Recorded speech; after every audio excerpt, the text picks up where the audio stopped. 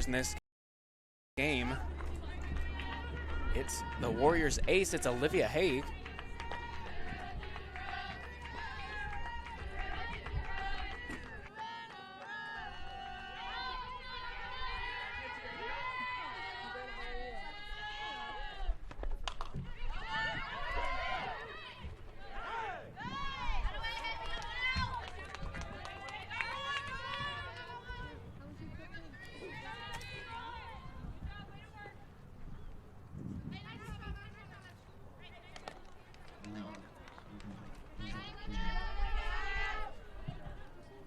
So right now with the Warriors 1 out in the top of the first inning.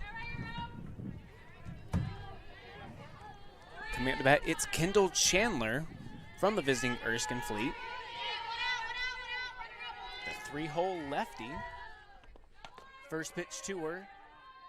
Called for strike one.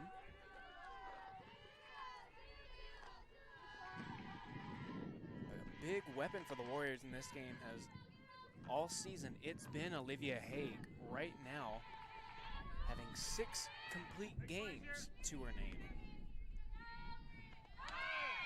As that one's hit in play in the gap.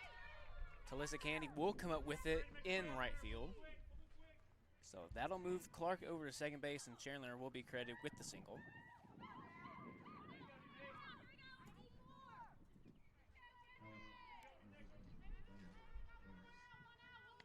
Now stepping into the box, it's the cleanup hitter, number 13, Gabby Burrow.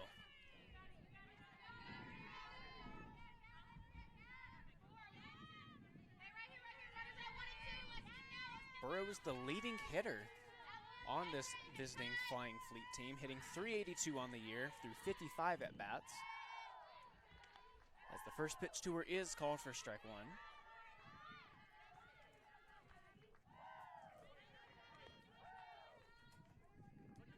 That's 7 home runs on the year coming from Burrows. So the righty coming to the plate with a lot of power. Right now in the 0-1 count. Haig will deliver. That one had a lot of velocity on it, but couldn't find the zone. Count moves to 1-1. But a very beautiful day here in central South Carolina. Not a cloud in the sky. A little bit of wind though, but some perfect weather for some softball. As Haig will get her sign coming into the 1-1. Runners on first and second. That one's hit into play into the gap, out to center field. But no one will advance to home. It's just bases loaded now.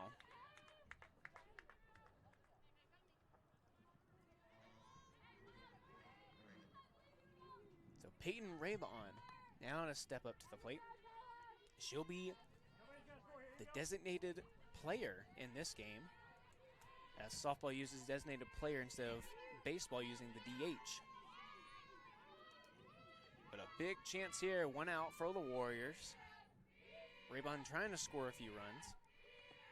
Swings and misses at the first offer.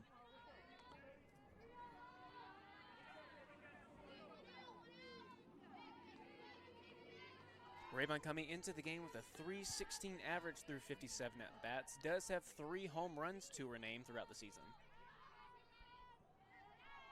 And this Flying Fleet coming into the game with a 4-18 overall record, 1-3 in conference. As that pitch right there was outside, couldn't find the zone, 1-1. But 1-3 in conference and 1-6 away.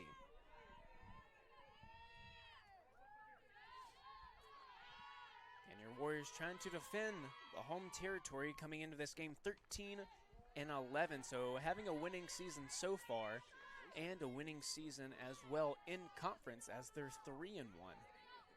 And on their own home territory, they are split at 4-4.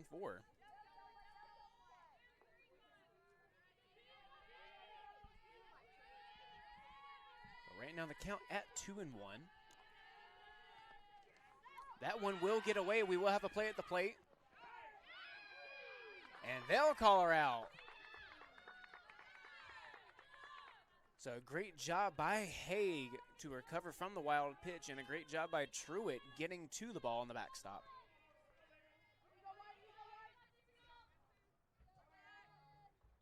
So we'll get a replay of that one. That glove meeting the foot as she's sliding on that plate. So now 2 outs for the Warriors, but runners are both in scoring position now after that wild pitch. That one's hit in play. Addie Johnson with the grab, gets her at first base. 2 in the inning. A few runners left on base, but no runs allowed after Truitt connects with Haig at the plate to get her at home. So 0-0 as we go to the bottom of the first, as we will see what your Warriors can cook up and maybe get a lead. We'll be right back.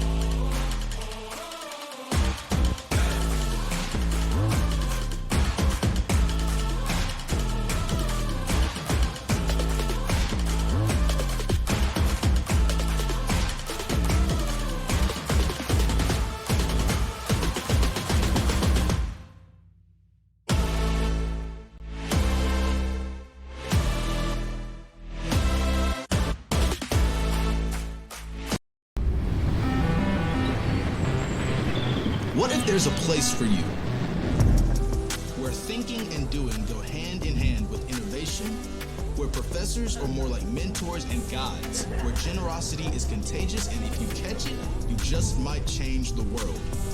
This is it. Step into community, step into faith, step into life. Step into Southern Wesleyan University.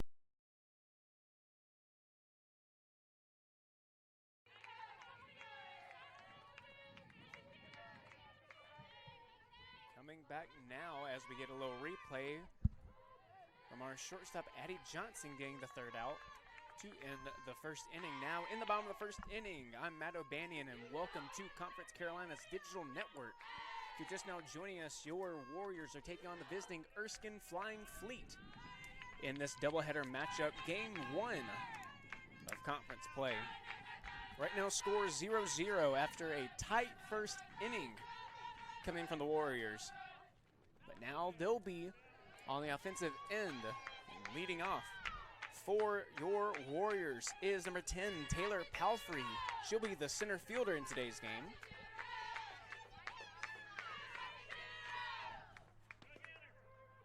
Does come in this game hitting .291 through 79 at-bats, this being her 80th at-bat this season. The most at-bats from this Warriors lineup, as she strikes out in her first at-bat. In the circle for the Erskine Flying Fleet, it's number 19, Peyton Cox. Comes into this game with a 9.39 ERA, has 10 appearances, 6 of those being starts, is 1-4, as there's a hit from Addie Johnson that gets down for a leadoff single. As you can see, her teammates saying that's our senior. Definitely going to be a big missing piece for the Warriors when it comes to next year. And that's a big reason why, because she's a great base stealer.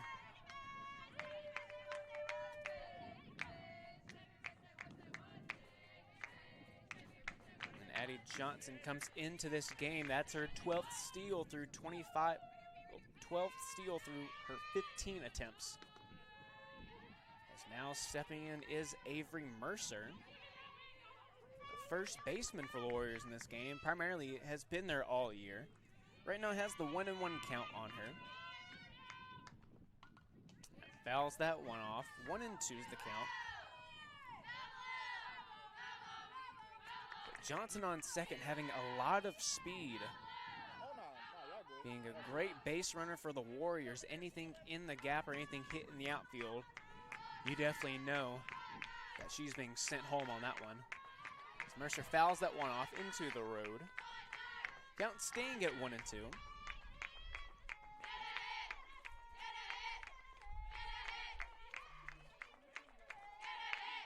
So Cox will deliver 1-2.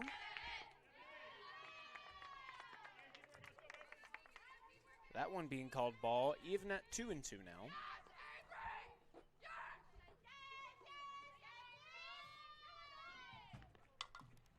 That one's hit.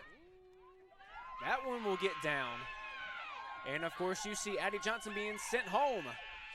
And she'll be in there standing up. So a great hit coming from Avery Mercer, the RBI double in the corner. So Warriors opening up to a hot start now, already grabbing the lead. And now stepping in is the 4-hole hitter and right fielder, Talissa Kennedy.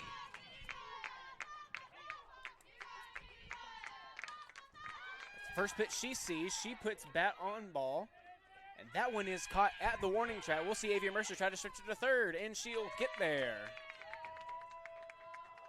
So some great heads-up base running from her.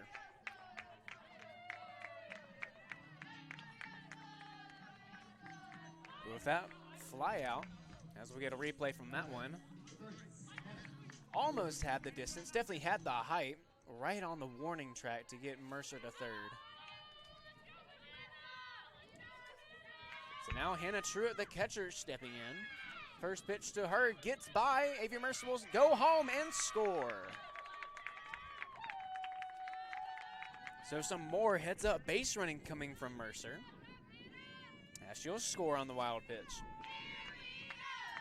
So nobody on, just the 2 outs actually.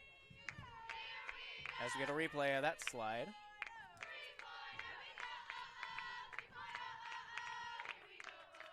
Two-no to Truitt now.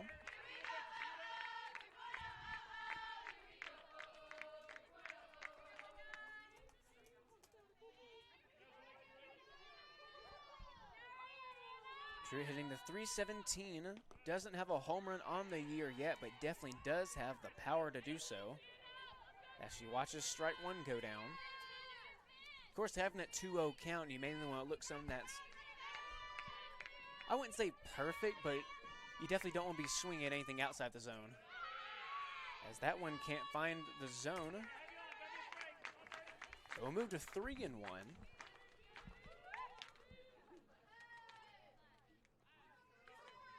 So of course, Truitt not really looking for anything on the outside corner as Cox tries to get her on that one, but we'll see a walk there. So 2 outs, Truitt gets to first.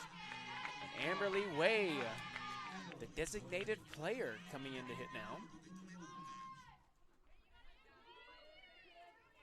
Way leading the way, actually. I can say that. With 348 on the year, through 66 at-bats, has 5 home runs, tying with teammate Avery Mercer with leading the team in home runs. As that one's a little high, can't find the zone. 1-1 count, 2-way.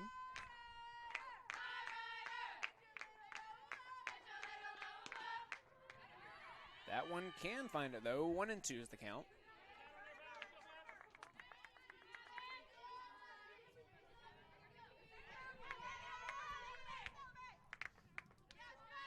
One-two count. Cox delivers.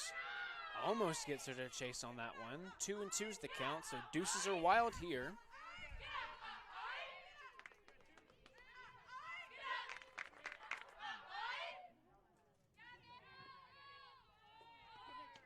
Shows bunt, does pull it back though in time for ball 1.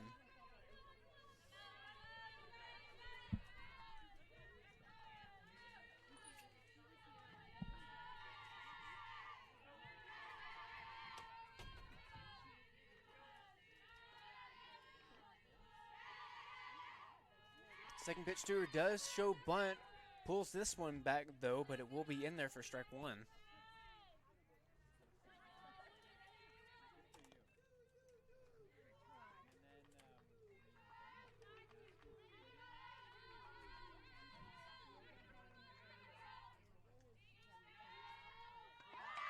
Gets a swing on that one, hit deep into center field, and that one will leave the yard.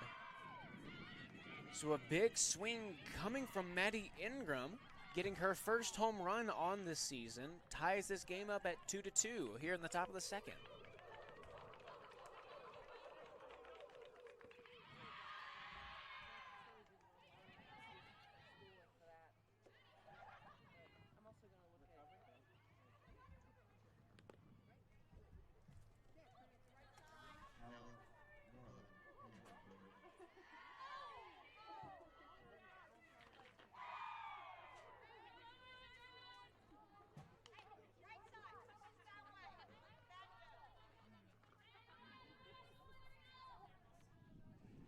Now after that home run, now tied at 2-2, we will have Cameron Jordan, number 11, stepping in. She'll be the shortstop for the visiting Flying Fleet today.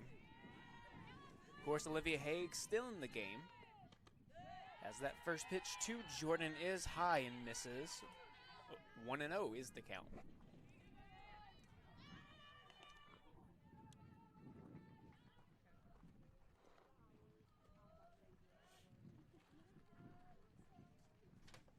We'll have a meeting at the mound. Our Deezer will be coming out.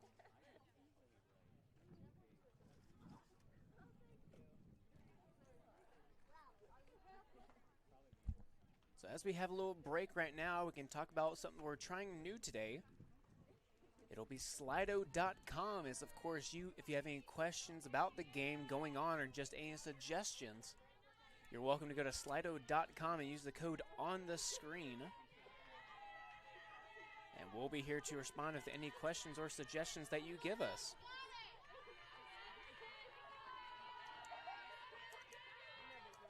But meeting over, Olivia Haig does deliver on that one, but can't find the zone.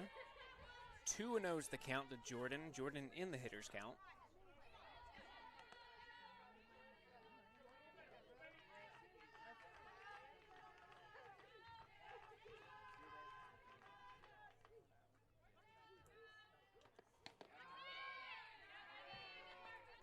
Does get the call on that one.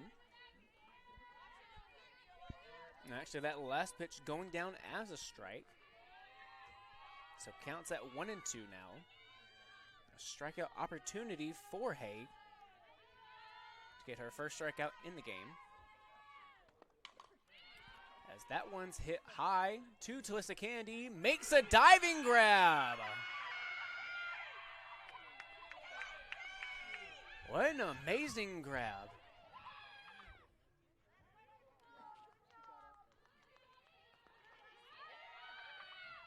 We'll definitely have to get a replay for that one.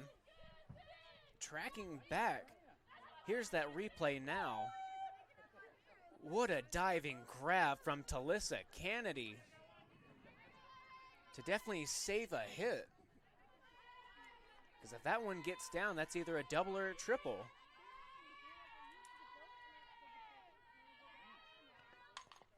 That one on the ground. That'll go foul. Haley Patterson now. So both Pattersons in the game.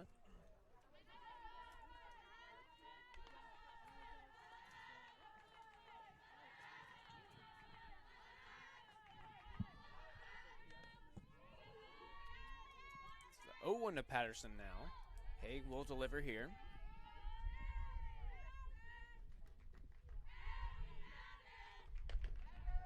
Tries to get a chase up top, but that'll be no good. Counts 1-1.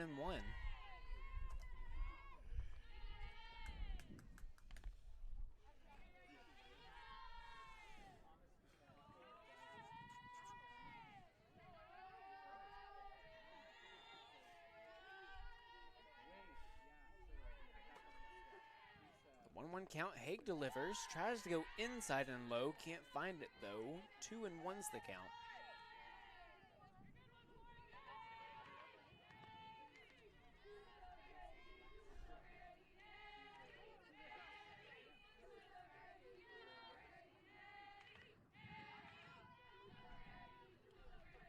1-2 count now.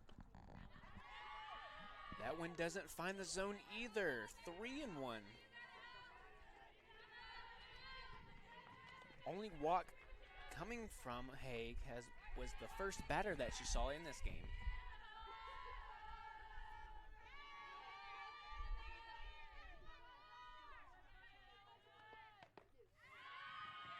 That one not finding it either. That will be ball 4.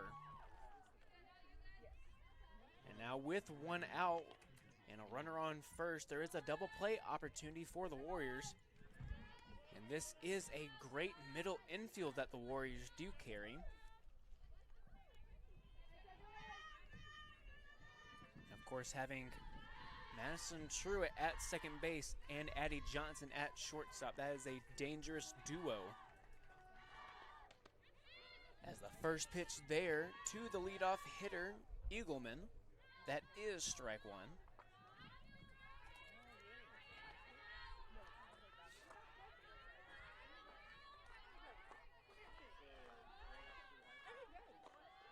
Again, was walked in her first at bat to lead off the game.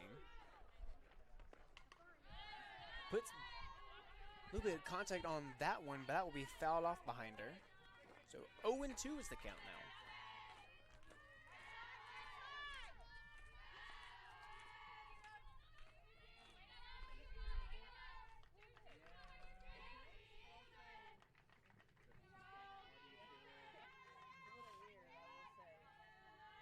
Two count, tries to get her to chase on the outside, but no good.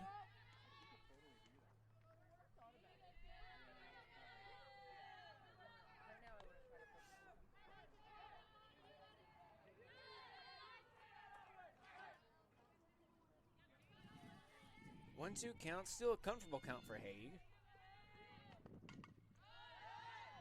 Fouls that one off as well, count stays where it's at.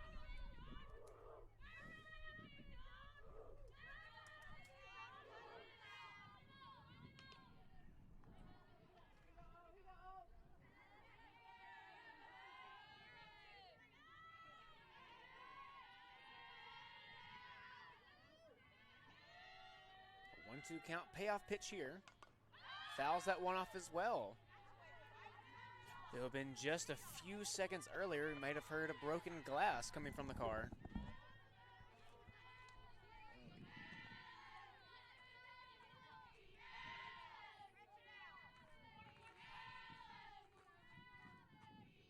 Of course, if you're driving by and you get a foul ball in the windshield, it's a great souvenir, but only for a few minutes because you remember, hey, my windshield's broken now. As that pitch gets away from Haig just a little bit, 2-2 is the count.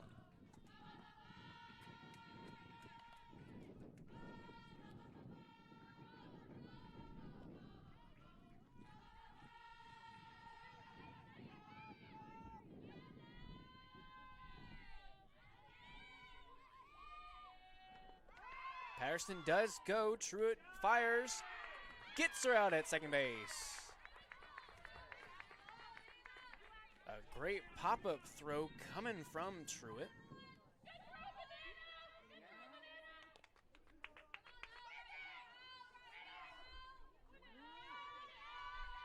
So now 2 outs in the inning.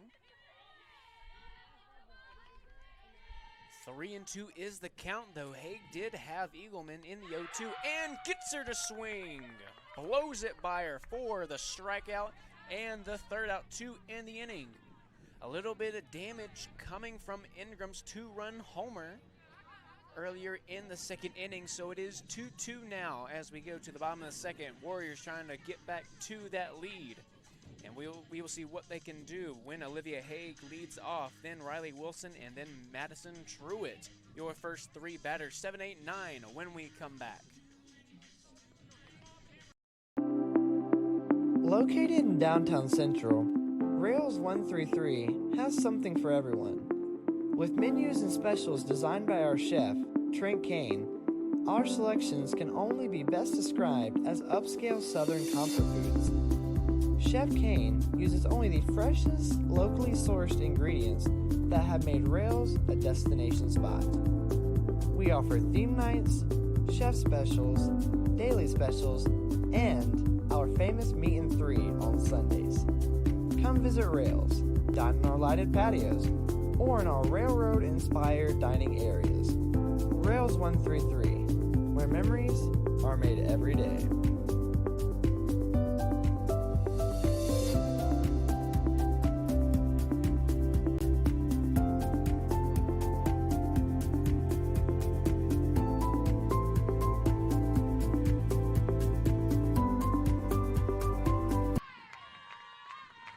Back now to the bottom of the second inning. Your Warriors tie the visiting Erskine Flying Fleet. Your pitcher, Olivia Haig, coming into bat, her first appearance in this game. Cox still on the mound for Erskine. And first pitch to Haig is in there for strike one as she watches it. Puts that one foul down the third base line. 0-2 is the count now.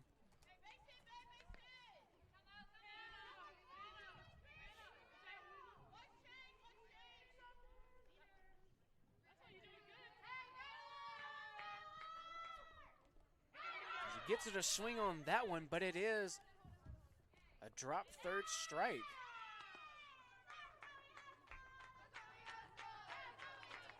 So she will be credited with a strikeout, but Olivia Haig will get on.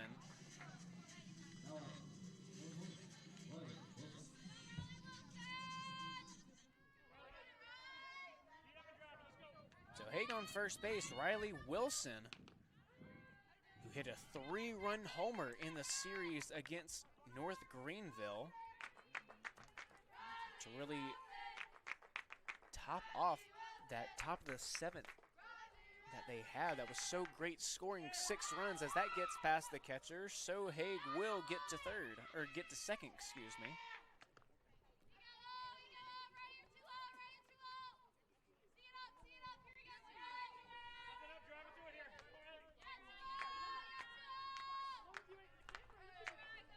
A 1-1 the count now to Wilson. Calls it strike on that inside corner. 1-2 is the count.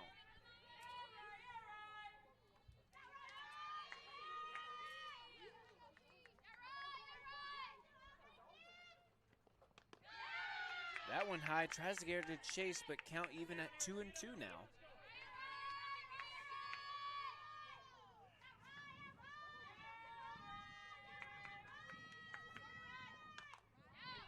Hits that one down the line. But definitely, that's her wheelhouse right there.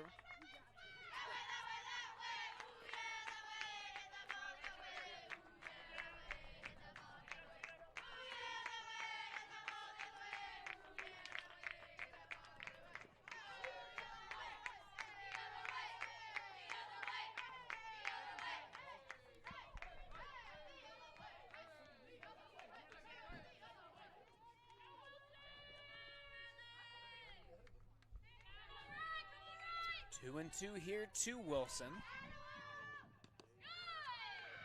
That one falls in for ball 3. So a full count now to Wilson.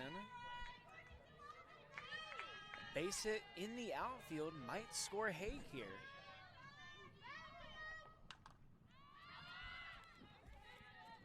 That one towards foul territory.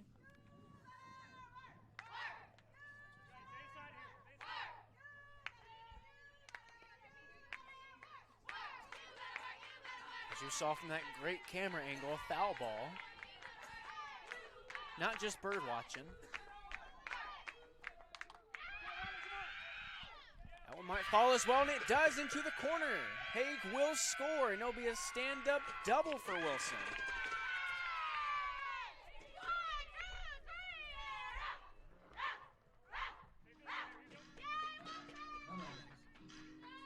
So Warriors do break the tie here with the RBI double coming from Riley Wilson.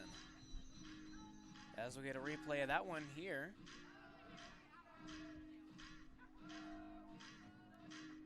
Showing some great speed coming from Haig and Wilson. As we'll have a meeting here. Coming from Coach Hawkins, who is in her 24th season as Erskine Flying Fleet head coach for their softball team. 24 seasons is an immaculate number for a head coach.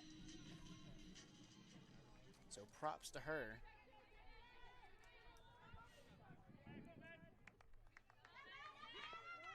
Now Madison Truitt steps into the box. Second baseman for the Warriors in this game. First pitch she sees is in there for strike one. Taking a quick break from the count here, as that one's rolled down the third base line. She is called safe.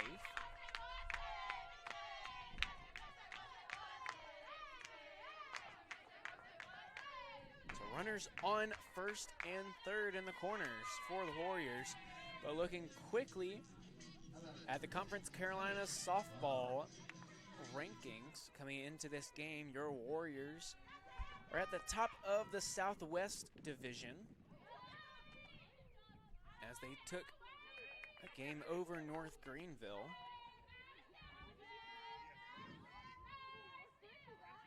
And then looking for Erskine, they're at the bottom of the Southwest Division as well, so not just a conference matchup, but also a conference division matchup. Erskine that 0-2 through their division and 1-3 in conference play. So of course, not entirely at the bottom of their conference completely, because they'll be in front of Chowan and Belmont Abbey, who are both 0-4.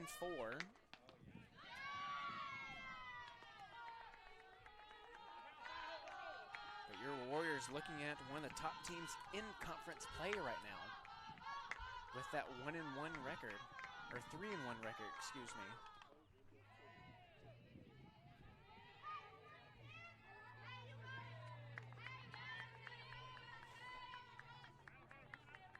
As we get back into the game, Taylor Palfrey has that 1-2 count. No outs so far. She fouls that one up, so count stays at 1-2.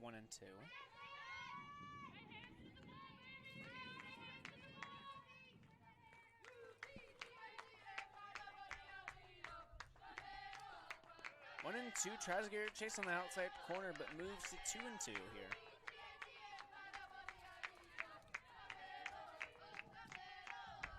Of course, Taylor Palfrey has that 291 average through 79 at-bats.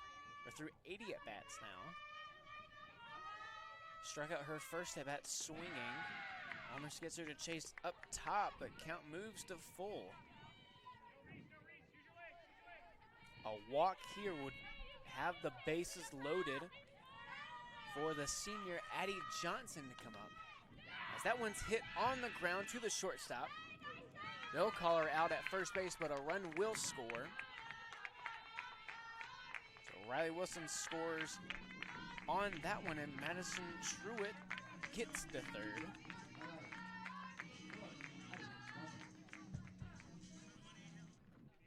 So one out here for Addie Johnson to step up. A home run would be very nice here, as the first pitch she sees is on the inside corner for strike one. Addie Johnson, of course, not shy at all from those home runs, has 5 on the season. Of course, one of the leaders on the team in the home run category. Now, of course, one of the top players in conference play.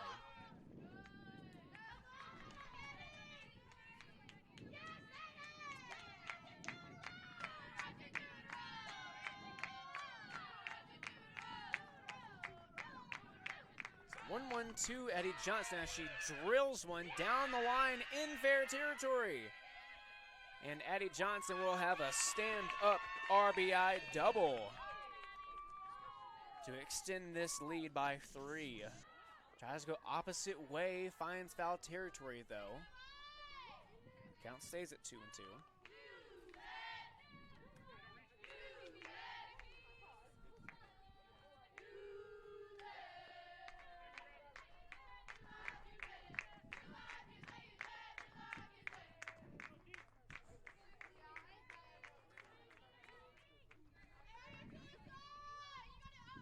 2-2 the count. Cox delivers. Fouls that one off as well.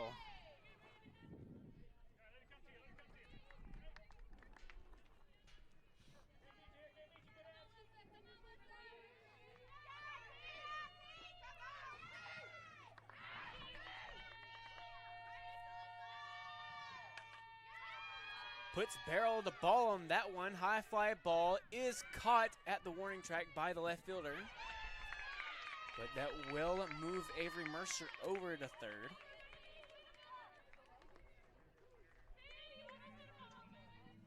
Of course, you see just a little bit of deja vu right there.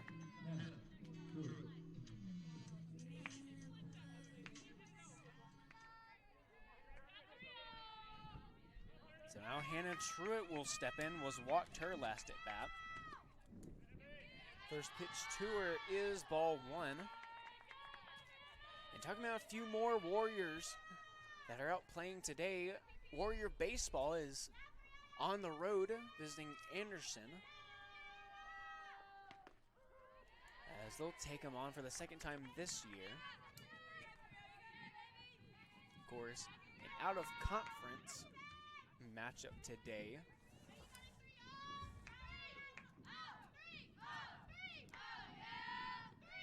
So that one rolls to Truitt.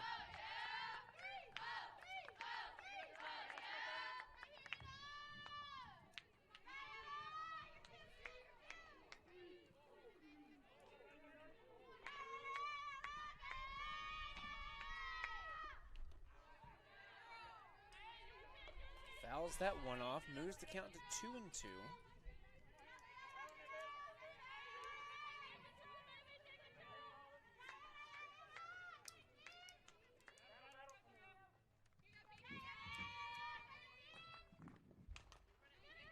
Hits that one on the ground to the shortstop and does get the third out.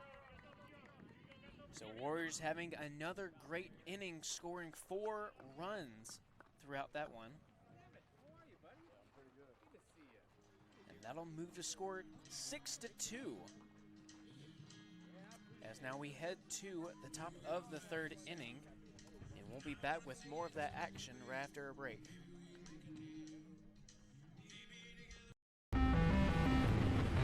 This is it. Now going from a 4-run game to just the 2-run game.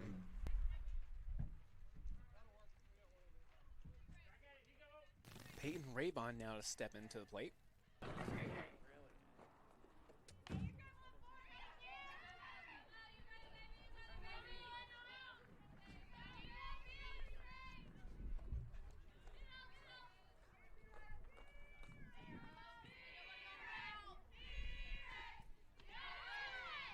First pitch to Raybon, it's in there for strike one. And Hank did have Burrows in the 0-2 count. Just left one up in the zone and had her go the other way.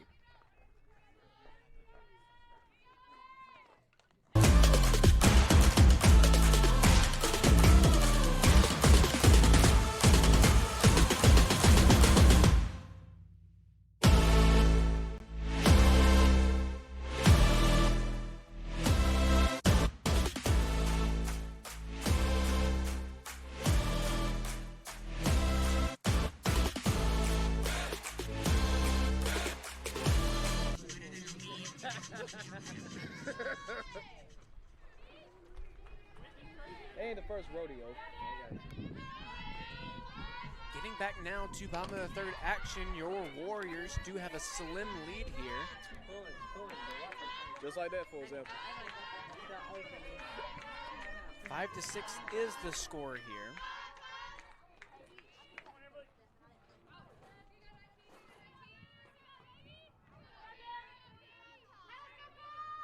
As now leading off for the Warriors is Amberly Way. In her last at bat back in the first inning, she did strike out to be the third out.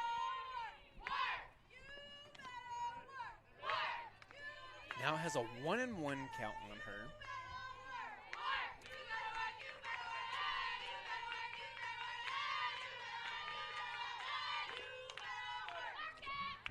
dribbles one over to third base and gets retired over at first for the first out. Now Olivia Haig coming in now. Has been struggling on the mound just a little bit, but still does have the lead for the Warriors. Gave up 3 home runs in just the last inning and 4 home runs already through the 3 innings.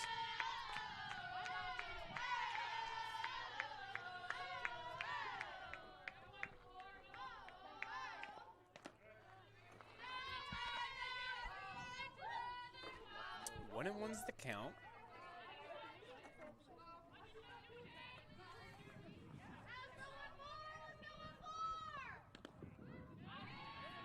Gets that one by her. 1 and 2's the count.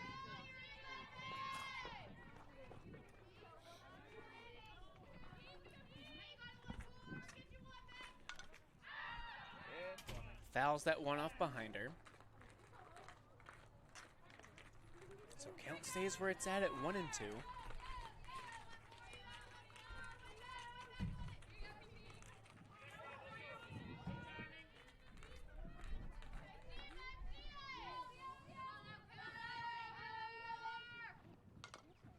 That one's a hit on the ground, but rolls foul.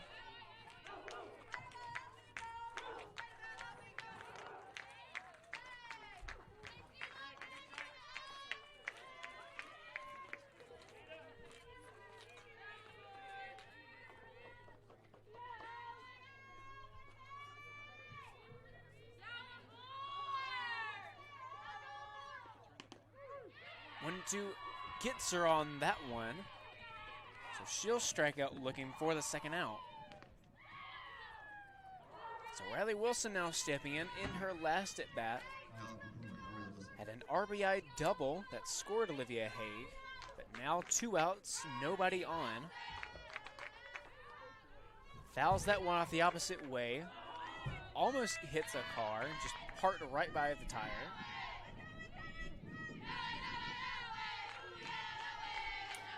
So whoever's parked there might want to make better choices.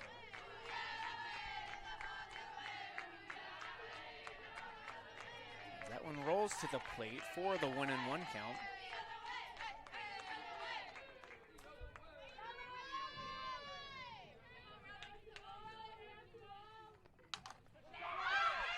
Hits that one a long way, and that one will leave the yard. See you later ball. Riley Wilson puts barrel on ball and leaves the yard to extend their lead by 2.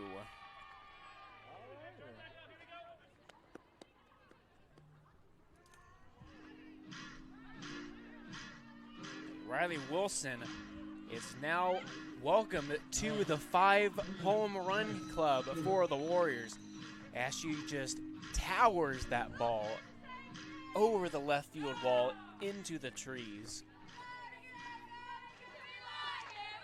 7-5 is now the score. Warriors leading here with 2 outs in the bottom of the 3rd. Madison Truitt now up to bat.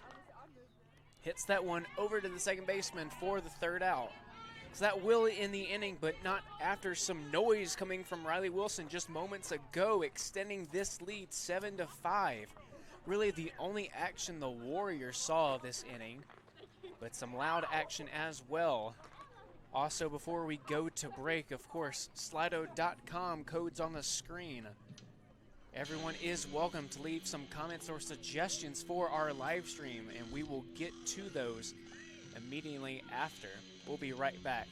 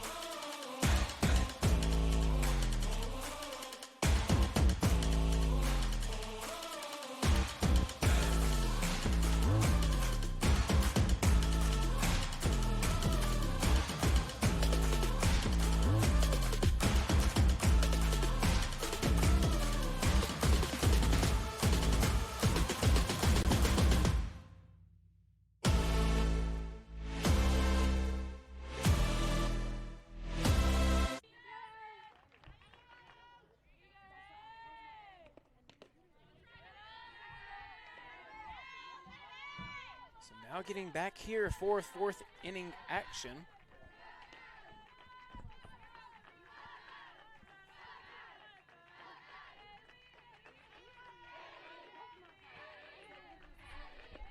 For Slido.com still here, ready for your suggestions or questions, just comments about the game or the live stream.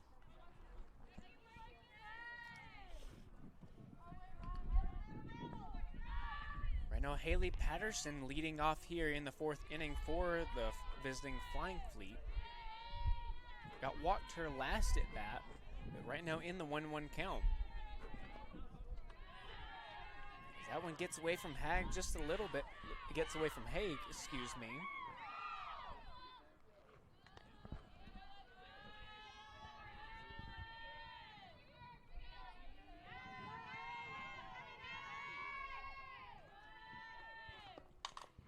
That one dribbled over to the third baseman for the first out. Great job coming from Riley Wilson, who absolutely sent a ball in the last inning. Get a little replay of that one from the hot corner. And just a great throw coming from her. So now we go back to the top of the order. That's Kenzie Eagleman.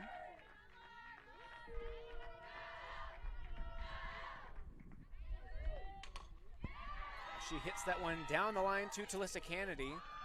Tries to get a throw off, but can't get it off.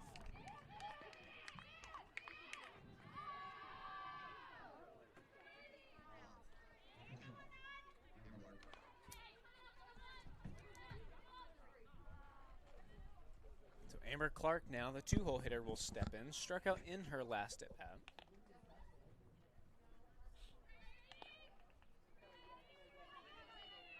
Actually, we might see a new hitter coming in. It will be number 9 coming in for Erskine. Number 9 is Abby Rain stepping in.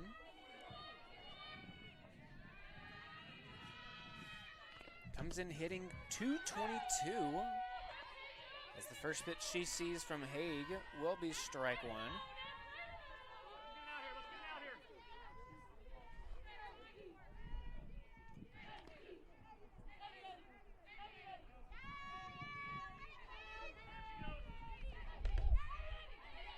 That one missing high. 1-1 is the count to Rains.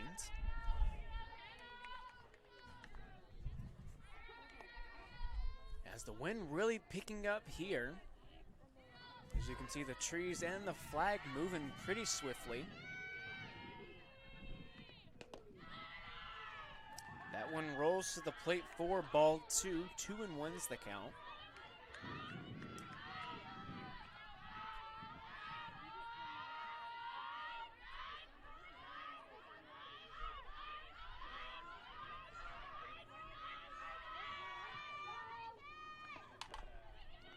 On the ground, rolls foul though. 2-2 is now the count.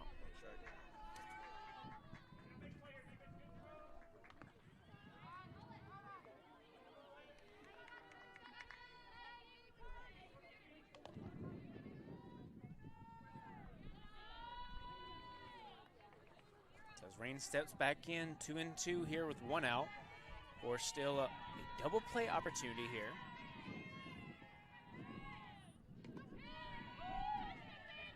Almost gets it a swing on that one, but no good. Full count.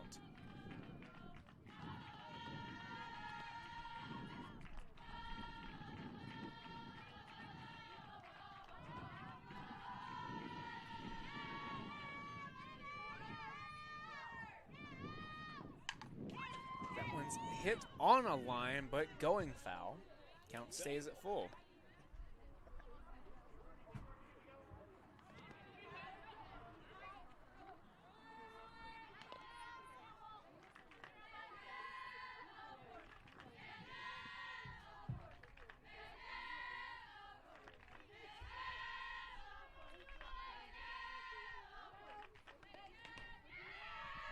That will be ball 4 for Rains. So now runners on first and second here, still having the one out.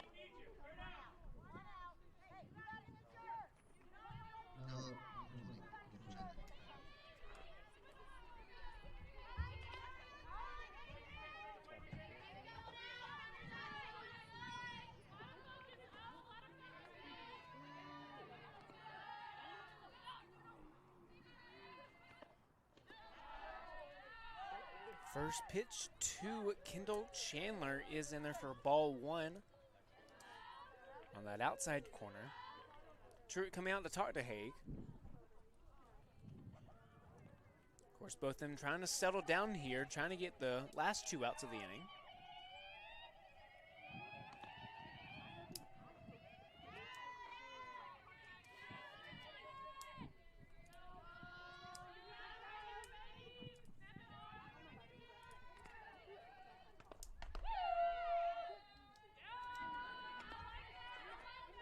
Does find the zone after the little quick meeting, 1-1.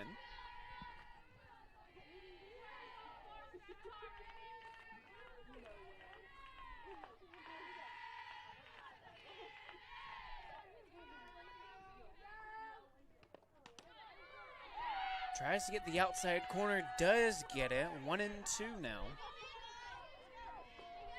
Of course, Chandler in her last at bat did have the solo homer. That's, of course, started the home run, really the home run derby that Erskine had back in the last inning. Stradiger to chase up top, but no good. Counts at 2-2 now.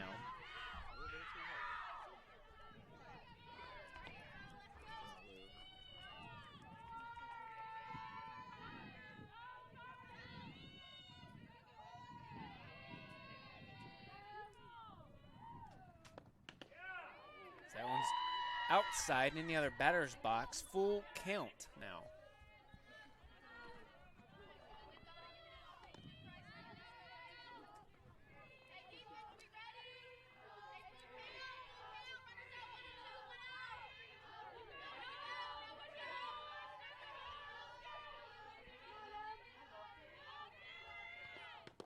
So runner does go to third. That will be ball 4. So back-to-back walks now for Haig, as now bases are loaded. Now stepping in Gabby Burrows, who also had a home run back in the 3rd inning. So Haig had to be very selective with her pitches right now. His first pitch can't find the zone, and they're for ball 1.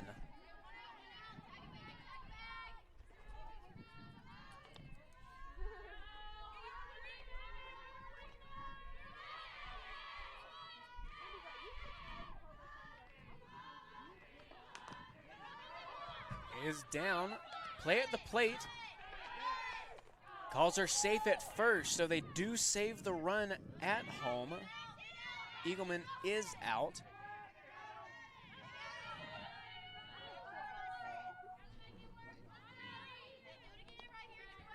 So 2 outs. The double play right there would have ended the inning. Now it's just a fielder's choice. Bases are still loaded.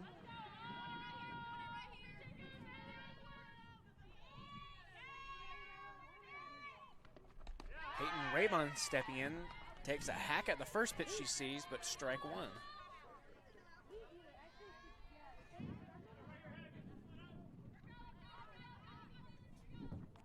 So Chalking's want to have a little meeting over at third baseline.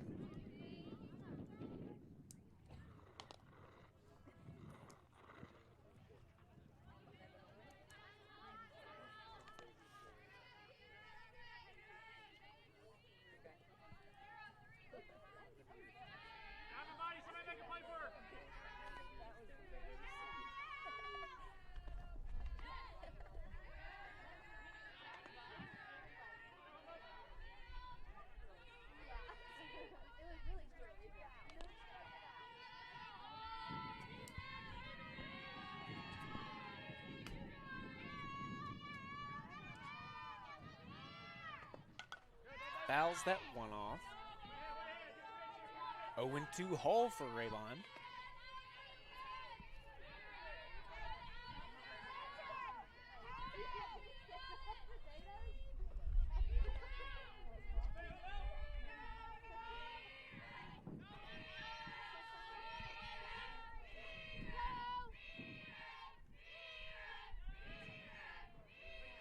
So the 1-2 count now. Gets her to swing, strike 3. A great jam to get out of for Olivia Hay. There's no run score in that inning, but 3 girls are left on base. As now we go to the bottom of the 4th inning. Your Warriors still leading 7-5 now. See if they can extend that lead now when we come back for bottom of the 4th action.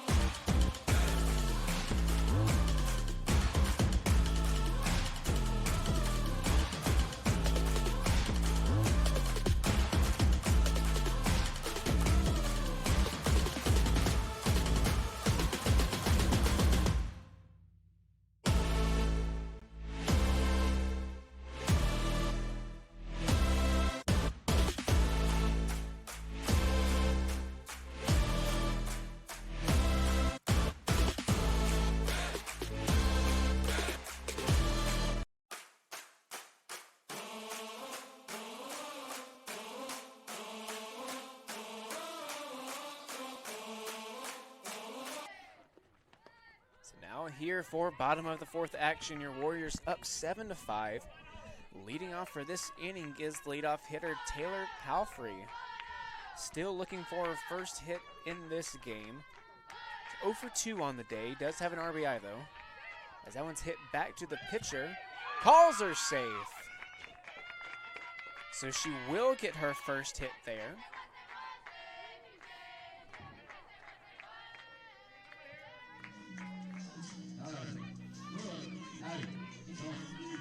That's the reason why you hustle down the line. Gets there in time. So now Addie Johnson up the bat now.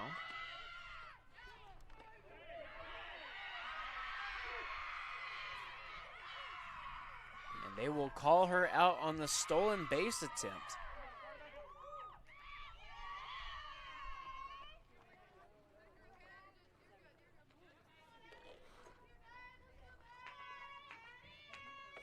So now 1 out.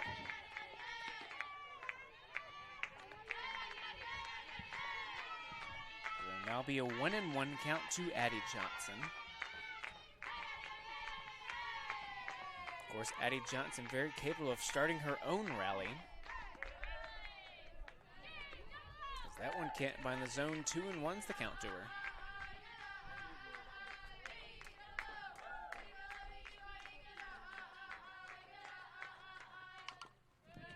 One's hit down the line, but foul. 2-2 is the count.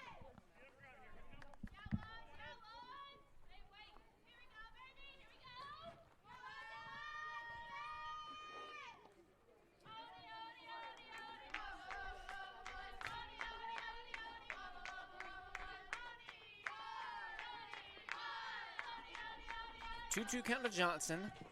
Fouls that one off.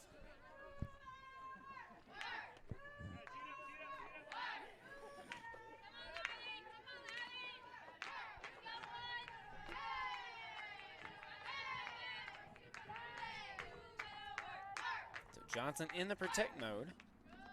That one bounces to her, full count. And of course, if Addie Johnson does get walked here, everyone does know first pitch she's going to try to get to second base.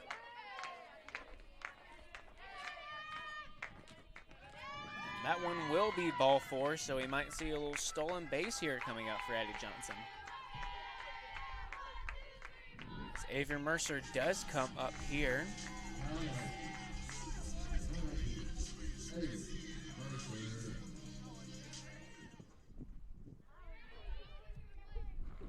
Of course, everyone keep an eye on Addie Johnson as we might see her on the run here. And we do. Not actually. Fake this all out.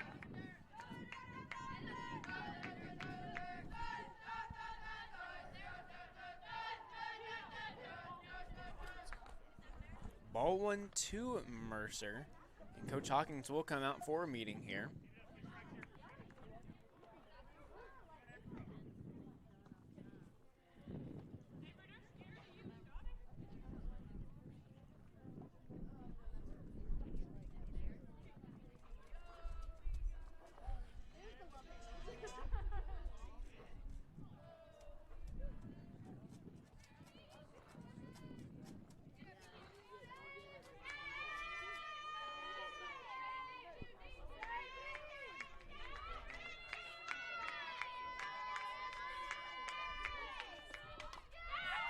That one hit on a line. And Addie Johnson having to dive back into first base. A very solid hit coming from Avery Mercer, just right to the right fielder.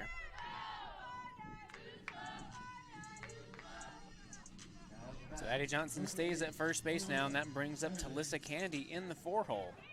Is 0 for 2 on the day. Tried to go in the gap, but the left fielder was there. And then hit one on the warning tracker first at bat and was also caught as that one goes down the line. And that one will be going foul.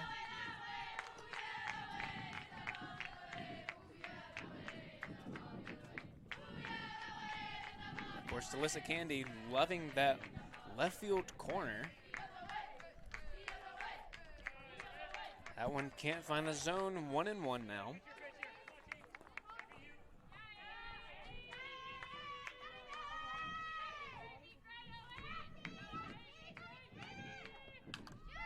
That one hitting the gap, she'll get the hit. Addie Johnson, of course, going to score from first base. And it'll be a stand-up RBI double for Talissa Kennedy.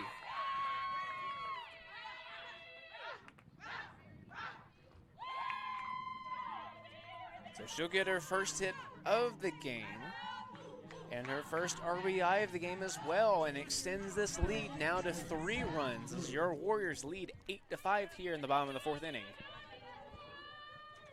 A great 2-out hit coming from Talissa Kennedy as well, and hoping that Hannah Truitt can also come up and be big in this situation.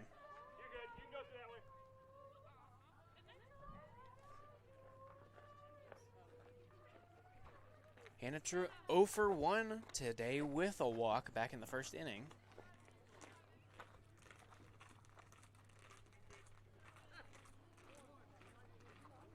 And looking like we will have a new pitcher coming in for the Flying Fleet. Looking like that'll be number 1, Mallory Ruzicka.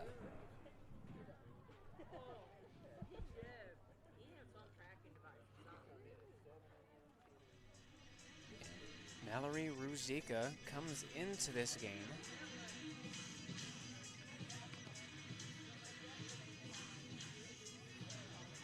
She's coming into this game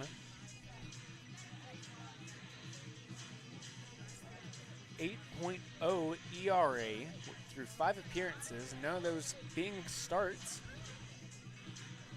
Just one of the only bullpen pitchers that has pitched for Erskine so far this year.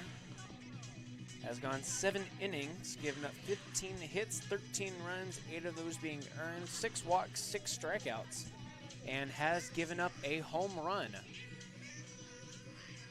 Right now, teams are hitting .455 against her. So now, as the Warriors have 2 outs, Talissa Kennedy over on second base after the RBI double, scoring Addie Johnson. Warriors look to extend this lead here. As of course, this will be a double-header game. And softball does have a run rule.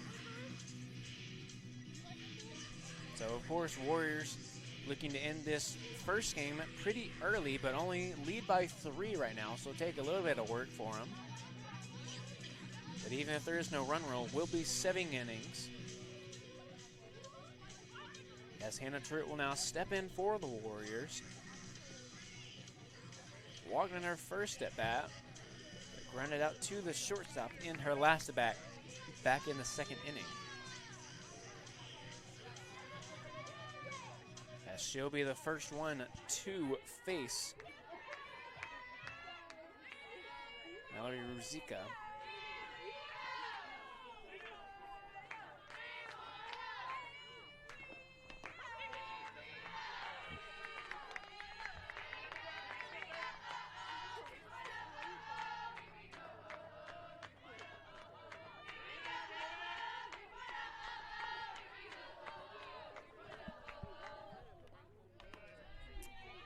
Now 1-1 is the count to Hannah Truitt.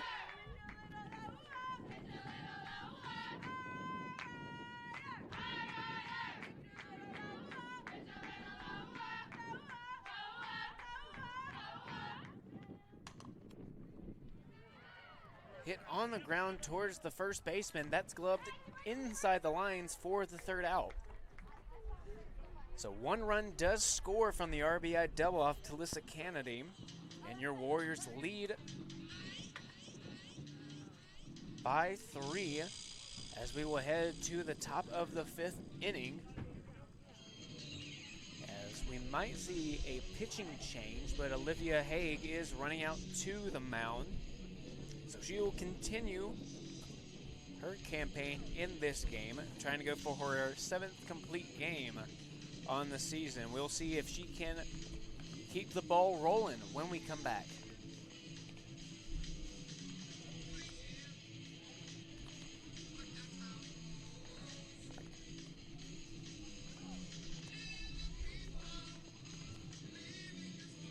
Life, things aren't scripted. If you're an athlete, we need people like you and translate those skills to officiating. You can get a lot out of it. It happens in every town, in every game. We never have a perfect game, but the rewards always outweigh the negativities.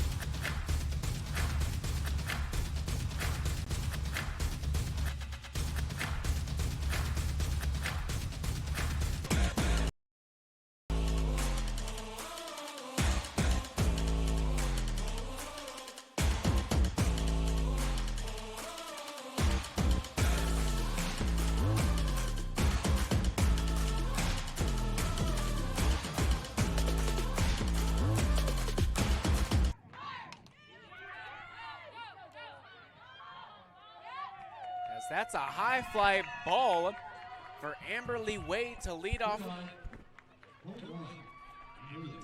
the bottom of the 5th inning. Not even in time for me to grab the mic, as the first pitch she sees leaves the yard to extend this lead 5-9.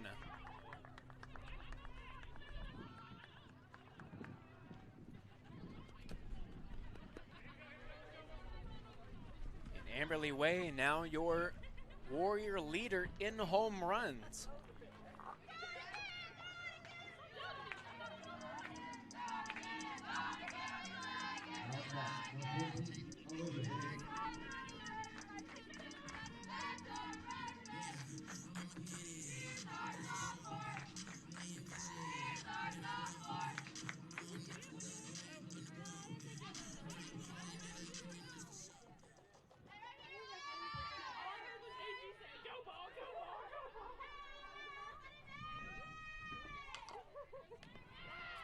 ground ball dribbler to the third baseman.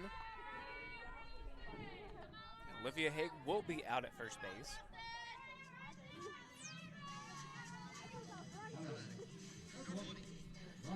So that'll be the first out. Now Riley Wilson comes up, hit a towering home run in her last at bat.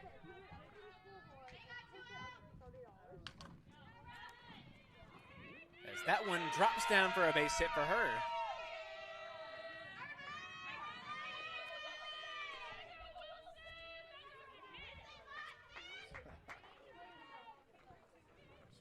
So now Madison Truitt now steps in.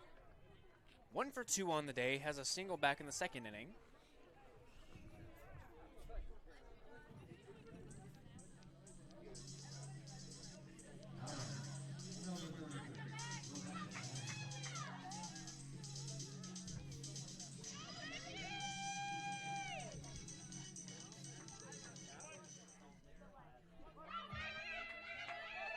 Right now, Amberly Way, with her 6th home run on the season, now finds herself around the 12th spot in conference for home runs on the year.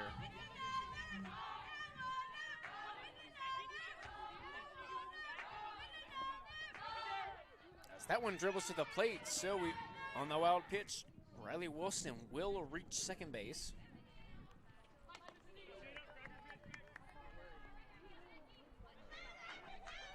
2-0 is the count to Truitt. I actually know that is not Riley Truitt, or Madison Truitt, excuse me.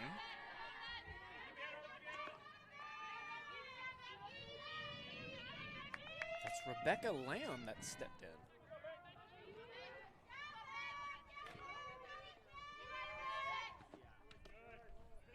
So a 3-0 to Lamb now.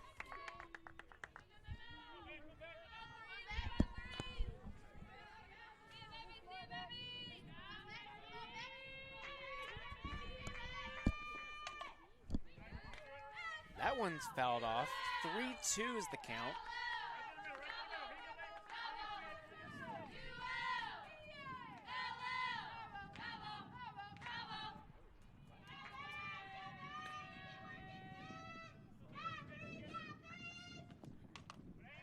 That one dribbled in the batter's box for a foul ball, so count stays at full.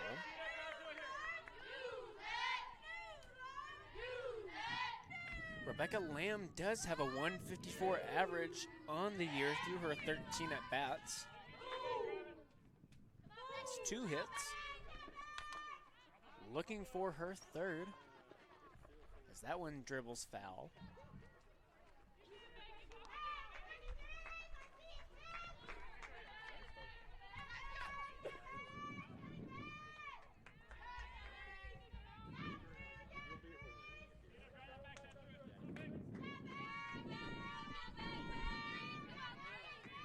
Full count. Watches ball 4. So now runners on first and second, Wilson and Lamb, as we go to the top of the lineup, where Taylor Palfrey will come up. Singled in her last at bat. A single would more than likely score a run.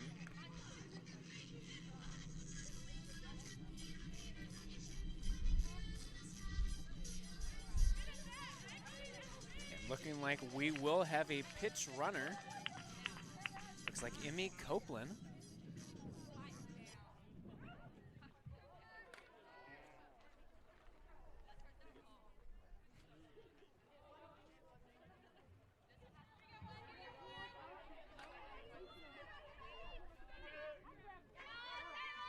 So Palfrey will step in.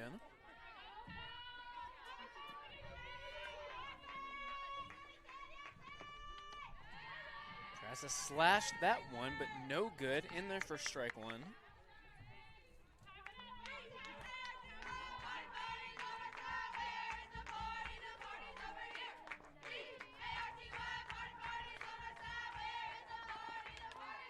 Tries to go for a bunt. That's no good as well. 0-2 is the count.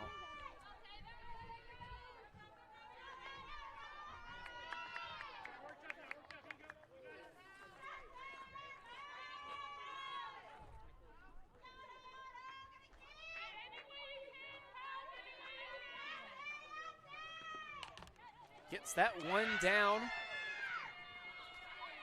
And Wilson home. It will be a play at third. And they'll call her safe.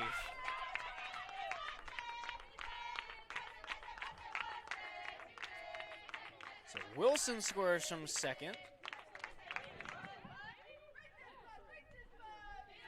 And Copeland, who pitch ran for Lamb, will make it to third. And Palfrey will get to second base.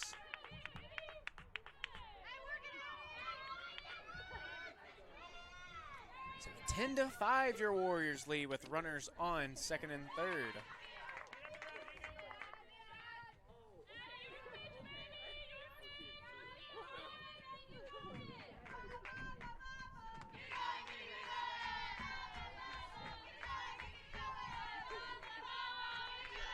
Patty Johnson now up to bat. 1-1 is the count.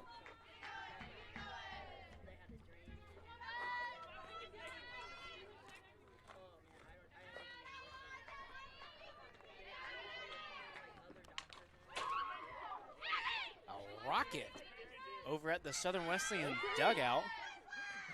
Moves the count to 1-2.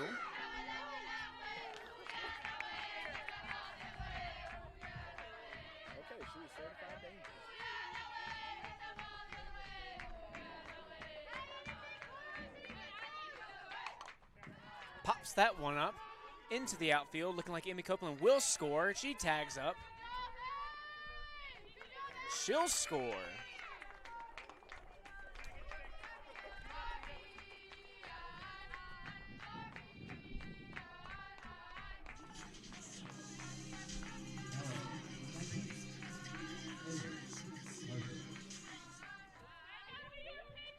So Avery Mercer now steps.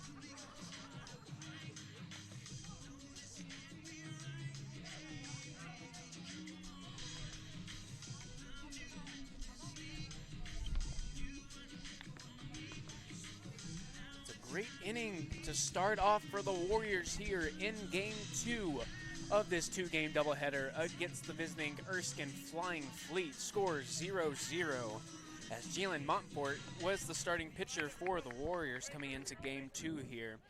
Went 3 up, 3 down on the third out right here. If you were watching from the very beginning, the last pitch to strike out Chandler, it was an absolute freezer for an off-speed pitch coming from Jalen Montfort. Right now to lead off this game for the Warriors here in the bottom of the first inning, score 0-0, it's Taylor Palfrey. Taylor Palfrey went 2 for 4, excuse me, in the last game, as right now she is down 1-1.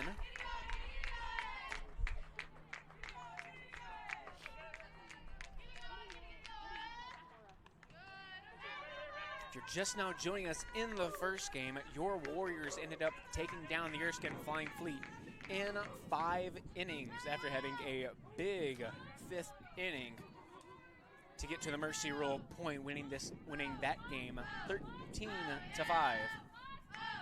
As of course that Mercy Rule being 8 runs after 5. 2-2 the count now to Palfrey. Of course, your order today: Palfrey, Johnson, Mercer, Kennedy, Truitt, Way, Haig, Wilson, Truitt.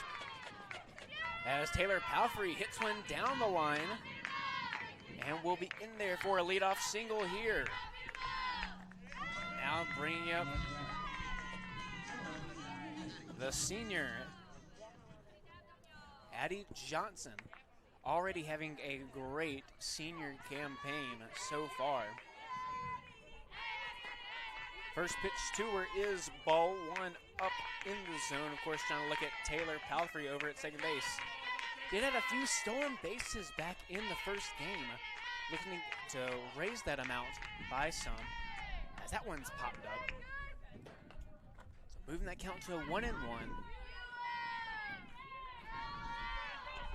And also, if you're just now joining us, welcome to Conference Carolinas Digital Network. I am Matt O'Banion, here to guide y'all along as we're stepping into a conference matchup with some D2 college softball. As Addie Johnson fouls that one off right behind her across the road and moves her count to 1-2.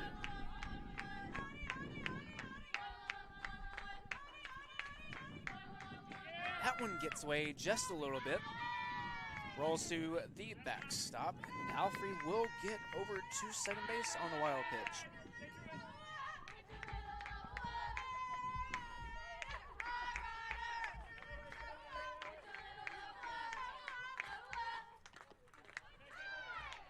That pitch can't find it either and moves it to full count.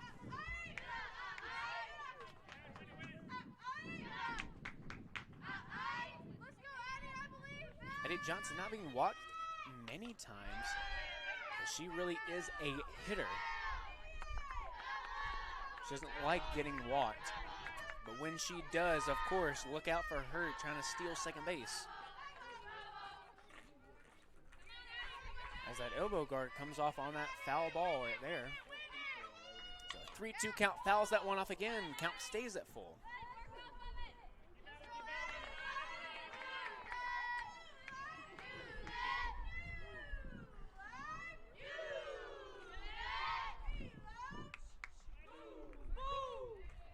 Full count still.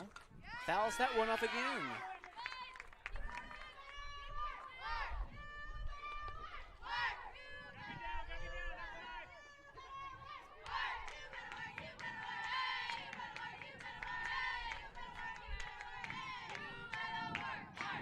Full count here. A little swing, but gets by the first baseman. That will be an error, but that error scores Taylor Palfrey from second.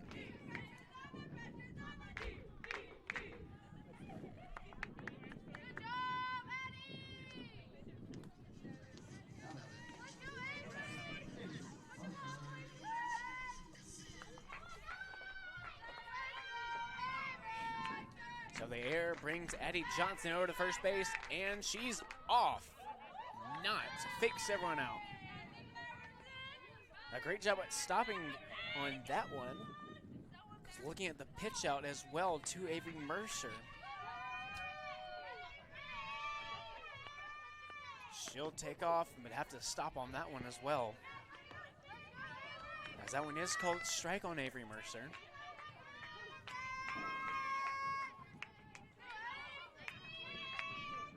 One and one is the count. That one's fouled off quickly to 1-2 to Avery Mercer.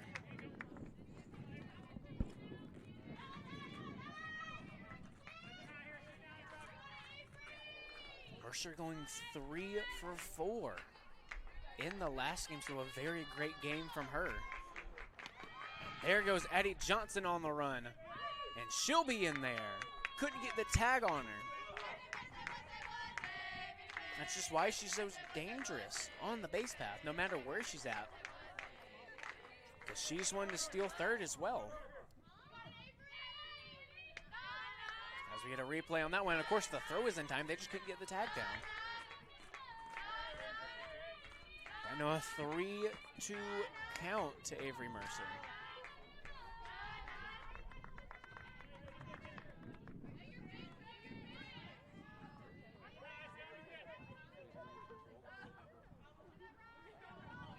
Three-two count to Mercer, she'll deliver, that'll be ball 4.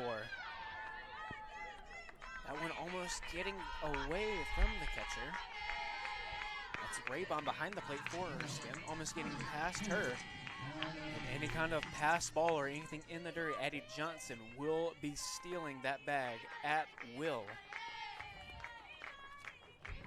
So now no outs, runners on first and second. Warriors already up 1-0.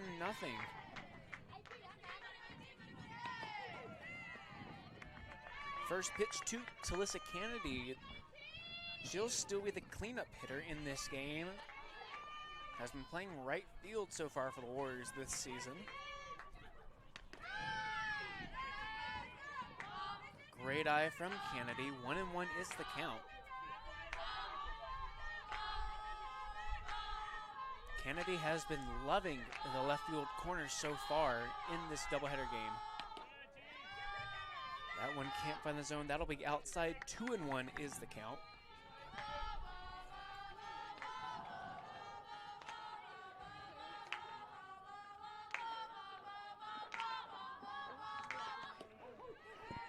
That one does find the zone though. 2-2 is the count.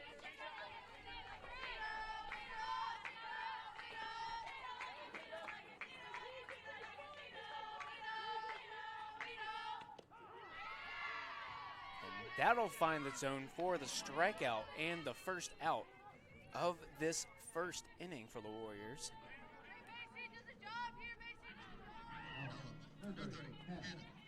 So now Hannah Truitt stepping in now. Of course, she's a threat in her own, has a lot of power on that barrel. First pitch to her, called ball in the outside corner.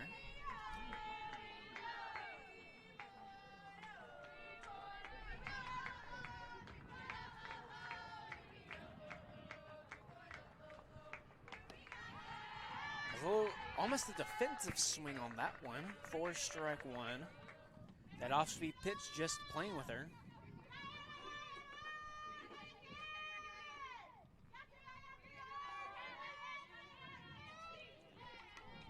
Swings at that one, fouls it off. 1-2 is the count.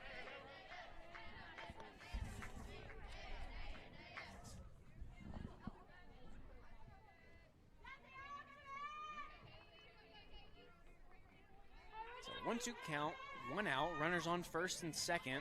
Hit to the outfield would score 2. And that one can't find the zone either. 2-2 to Truitt.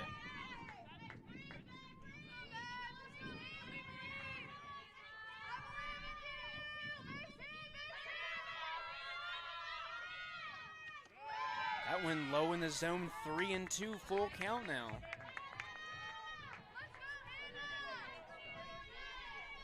On deck is Amberly Way, and Amberly Way not shy at all to show off that power. Bases loaded for would be devastating for Erskine, as that's a hot shot into the gap. 2 runs looking to score. They'll send her home. Mercer and Palfrey will score. Mercer and Johnson will score, excuse me. On the RBI stand-up double coming from Hannah Truitt.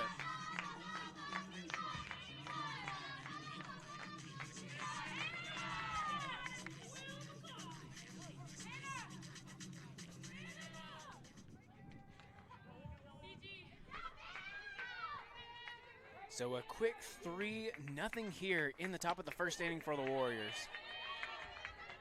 As now that brings up number 5, Amberly Way.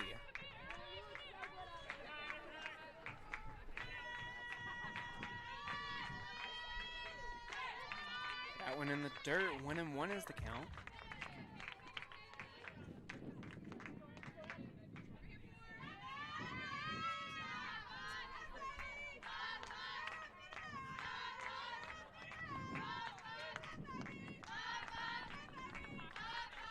On the inside corner, 2-1 now to Way. Way trying to find a way on base. Full count.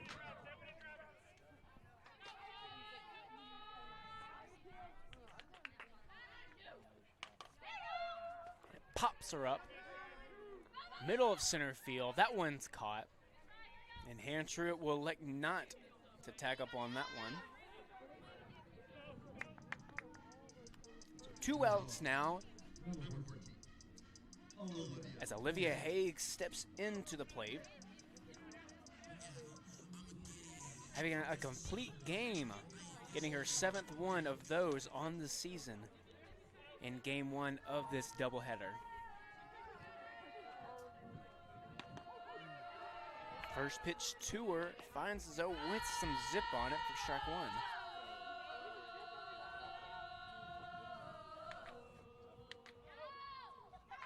Two outs here for the Warriors. Swings and fouls that one off.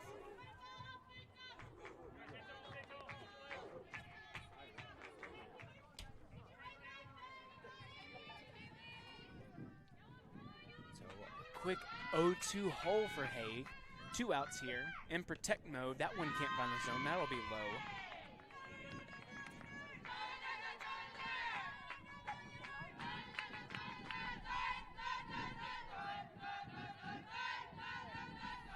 Trying to go quick now. That one's popped up in the air. That might fall down for a base hit, and it does. And Hannah Truitt will score from second base. So 4-0 now for the Warriors. They lead here in the bottom of the first inning.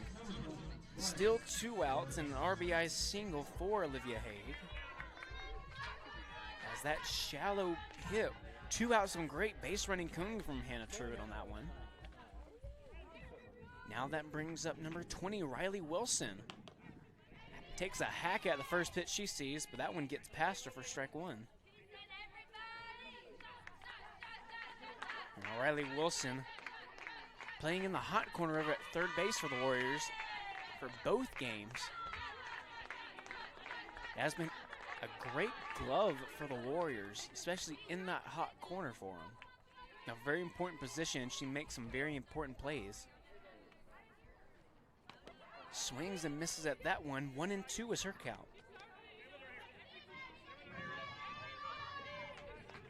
Already having a great inning here, leading 4-0 with 2 outs, but you'd love to see some more runs coming from the Warriors. As that one's down for ball 4 and a stolen base for Olivia Haig.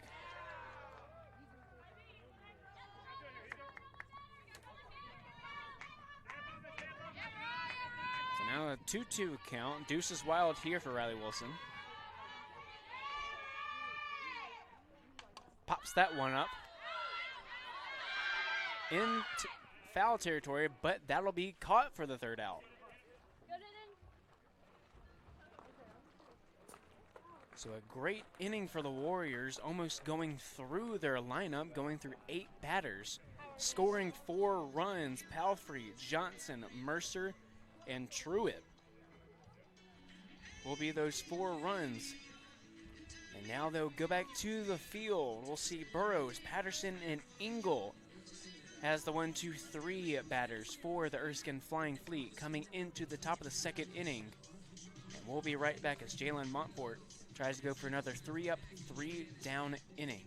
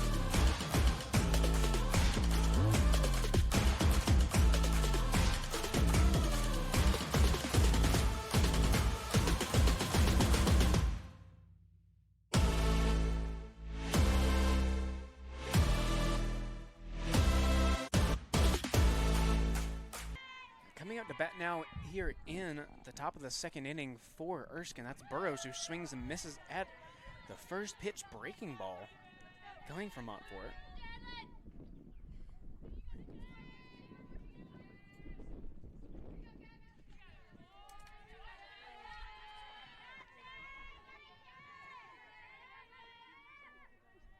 Gabby Burrows now in the 0-1 hold.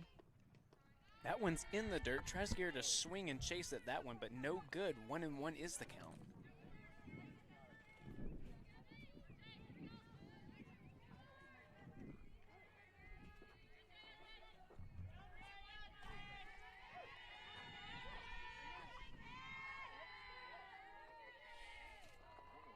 Montfort to deliver. Fouls that one off. 1-2 to Burrows now.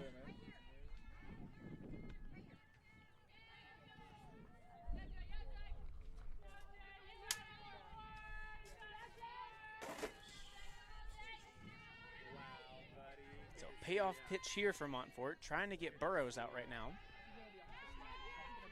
1-2 to her. An off-speed pitch, that gets down in fair territory. A double opportunity, Burrows booking it to second base. And now Brooke Patterson stepping in. Number 55, their first baseman.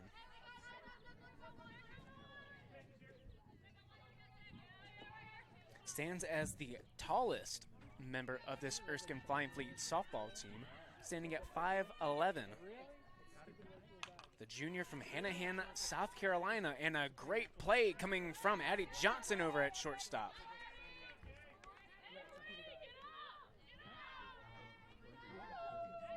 So that'll be the first out. Now stepping in is number 44, Kaylee Engel,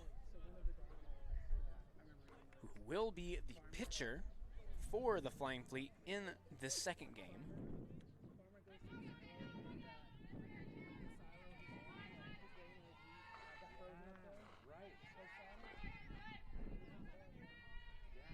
Montfort to deliver. Off-speed pitch, no good, just missing high.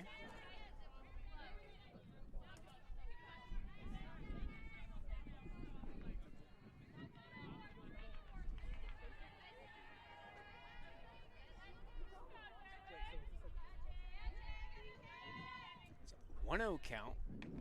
That one misses as well. 2-0. A hitter's count for Engel.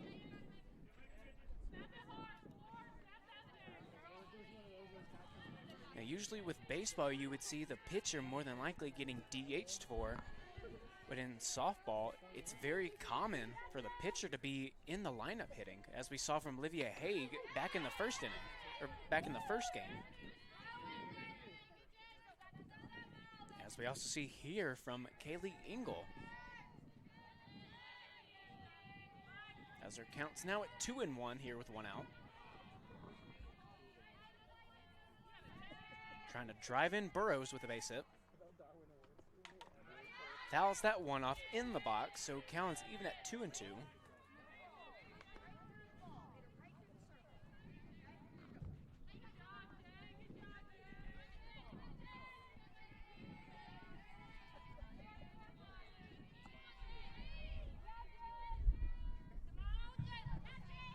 payoff pitch here from Montfort. Pops her up.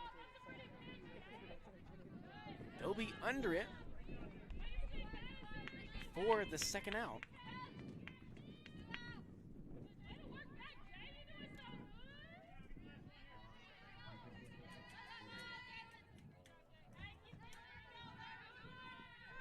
So Peyton Raybon now stepping in.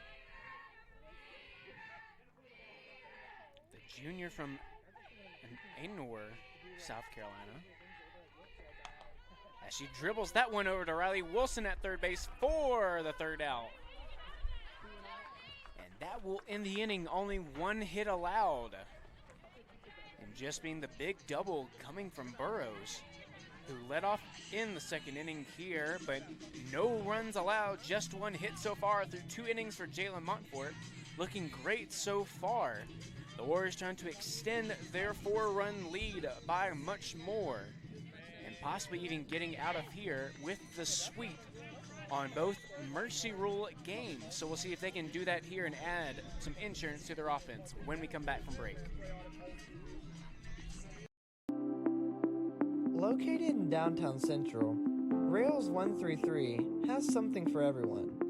With menus and specials designed by our chef, Trent Kane, our selections can only be best described as upscale Southern comfort foods.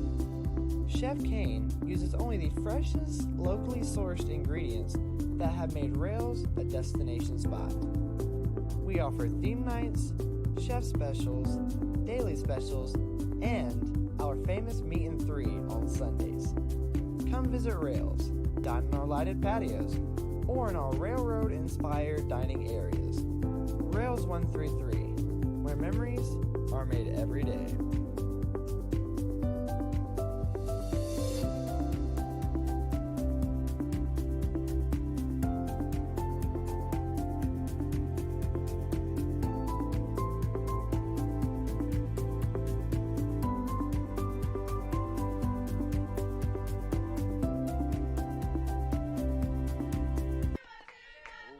Back here for bottom of the second action as your Warriors lead 4-0. Jalen Montfort just pitching a gem so far through her first 2 innings. Haley Engel back on the mound for the visiting Flying Fleet. That one getting away from her just a little bit. Catcher Raybon there for the stop. Of course, Truitt on second, so a base hit from Palfrey might be scoring. So now we go to a 2-2 count to Palfrey.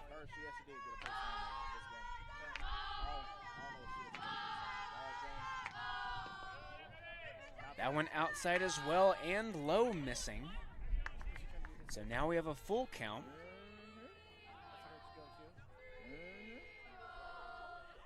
Of course, starting out in 0-2 hole as a hit gets down, almost gets in there, but she'll be retired over at first base, but that'll move Madison Truitt over to third. Just being the first out for the Warriors here in the bottom of the second inning. Addie Johnson now stepping in. Reached on a hard ball down the first base line in air by the first baseman. Looking to kind of straighten it out and score Madison Truitt here, but any kind of ball that's in play besides down the third base line would be a base hit and an RBI for Addie Johnson.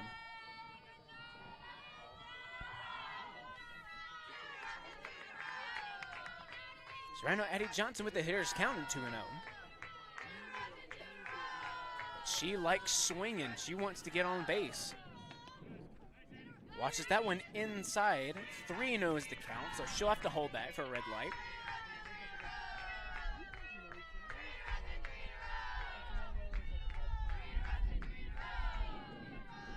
3-0 count to her. That will be ball 4. So a very quick 4 straight balls for Addie Johnson. She'll reach. Now looking at this, we'll probably get a replay of that one right there. Addie Johnson going for a delayed steal. and does get her hand in there. But 2-2 count to Talissa Kennedy. That one's outside. We'll see a full count to her.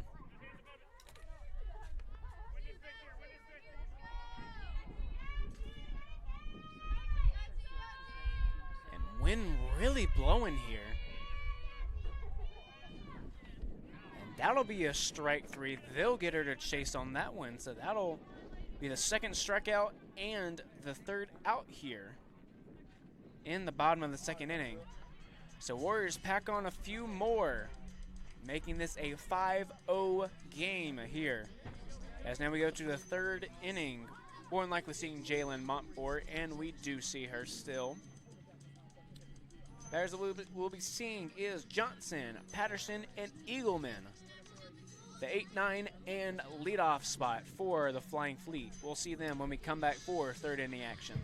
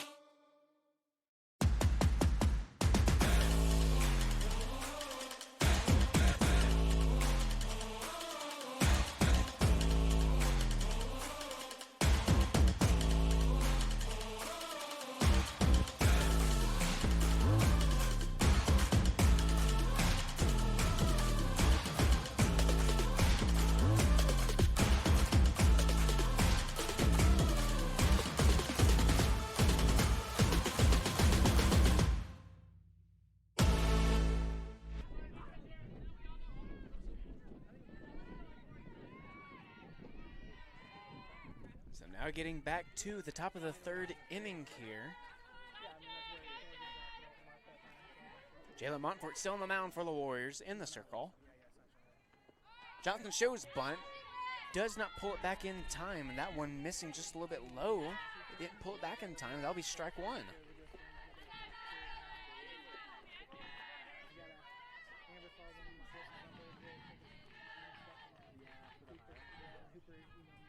Emily Johnson, a new face in this game, didn't play in the last game 1 as that one's down. Riley Wilson with the glove gets her at first base. What a rocket for an arm. So 1 out now for the Warriors. That'll bring up number 15, Haley Patterson. We saw a lot of her last game. Was also the 9-hole hitter. Went 1 for 2 in that game with a walk.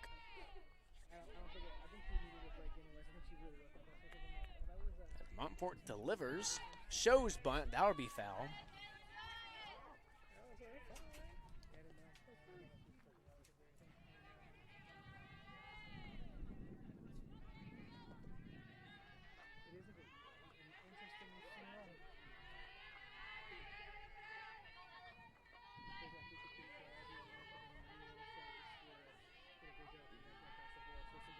Montfort delivers, swings and misses at that offer.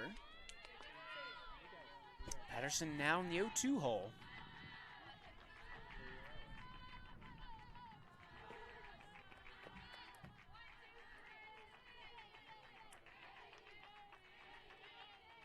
Now.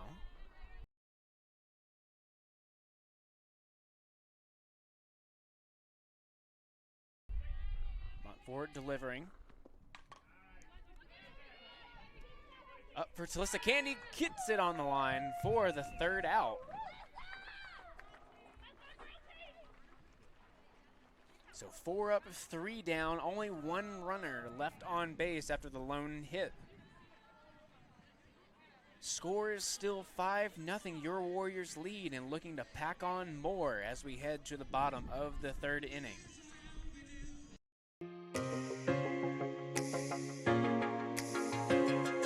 Diamond T Promotional Gear is just a family-owned business that provides screen print, embroidery, vinyl graphics, cars and banners.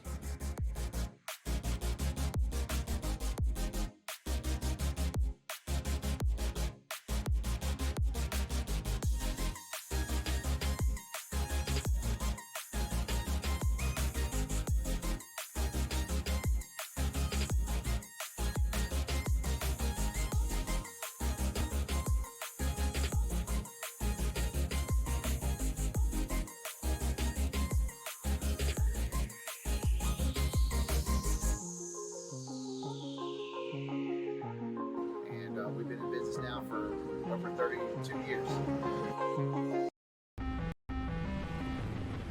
This is it. Step into community, step into faith, step into life. Step into Southern Wesleyan University.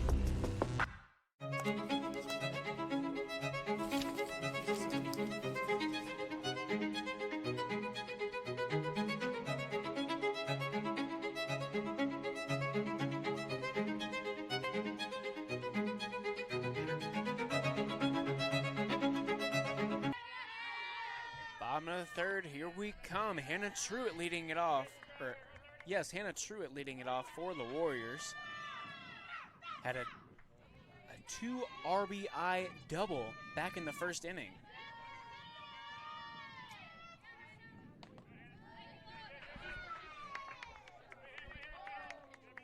It's 2-0 count to her to start her off. Hitters count for her. Haley Ingalls still on the bump for Erskine. That one can't find the zone either. 3-0 is the count.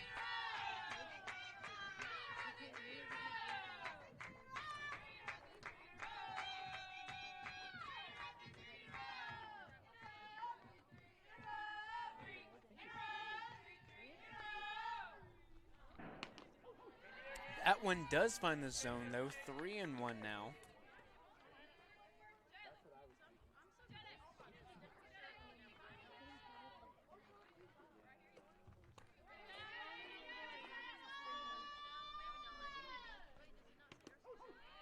Does watch that one in to move it to a full count.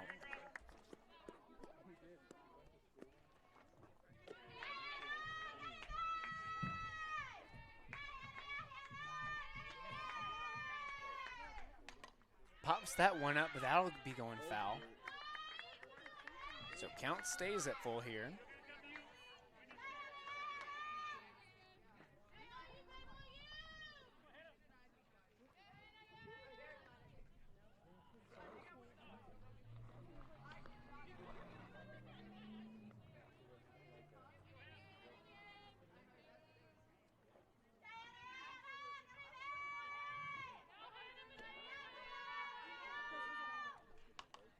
Fouls that one off as well.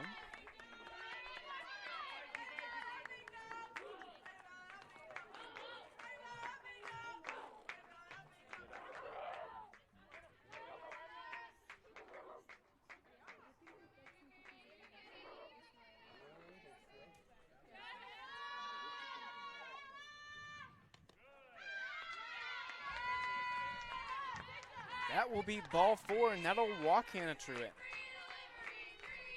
Now bringing up number 5, Amberly Way.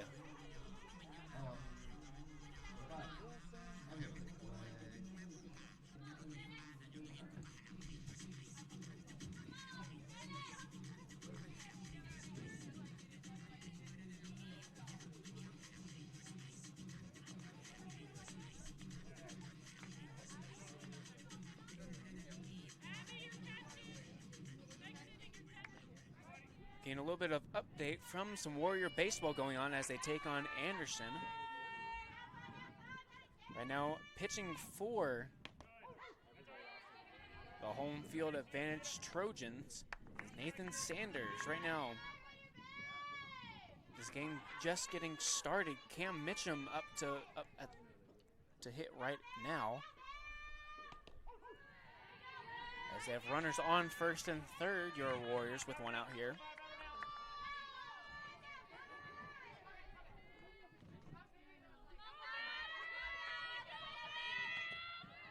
Emily Wace has a hack at that one, but can't connect on it.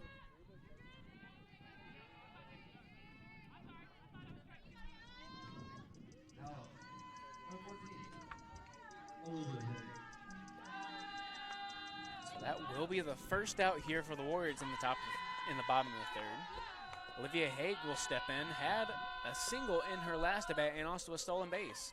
Shows bunt, gets it down. Punches her out on that one. But it'll move Hannah Truitt over.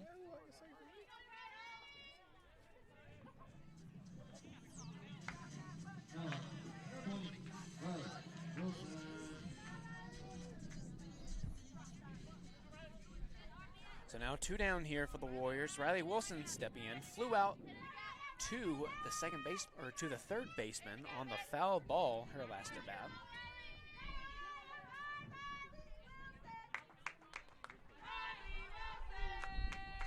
It's actually your Warriors have just scored their first run against the Anderson Trojans, as that's a wild pitch that moves Hannah Truitt over to third base.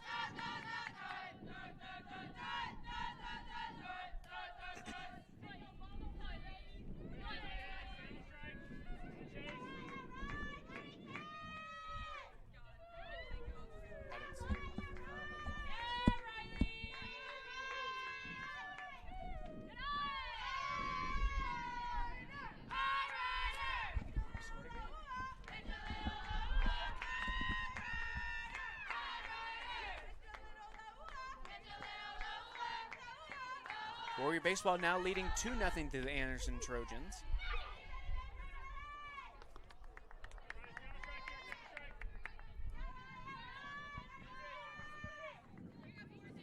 Right now, Riley Wilson having a 3-1 count on her. Fouls that one off, moving it to a full count.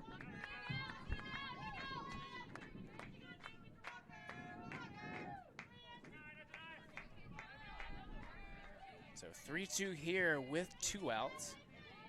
A base hit, ball 4 scenario for her. And it will be ball 4 they choose.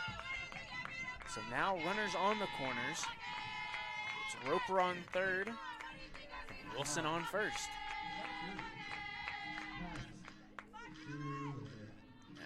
Now Madison Truitt, the second baseman, will now come up. Trying to start a 2-out rally here. No runs scored so far for the Warriors here in the bottom of the third. As there's a stolen base, they try to backpick Roper.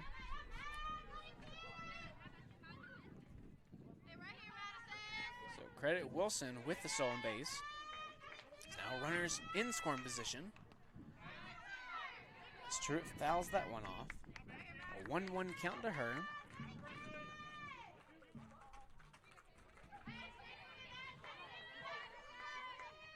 Of course, a base hit here for Truitt would more than likely score 2.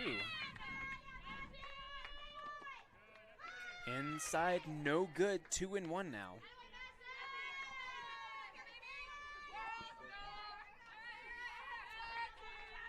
Truitt having a double in the gap her last at bat back in the second inning. Looking to repeat the process there as she's now in a 3-1 count. So a base hit, ball 4 scenario for her. But you'd really love to see that base hit. Because of course a walk loads the bases for Taylor Palfrey on deck.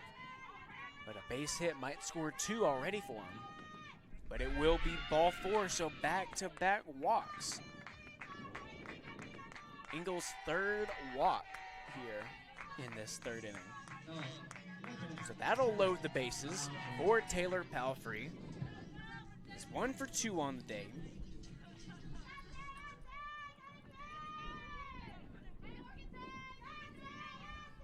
This will be her third at bat through 3 innings. First pitch to her is ball 4, or ball 1. Getting a little bit ahead of myself. Maybe predicting the future, who knows?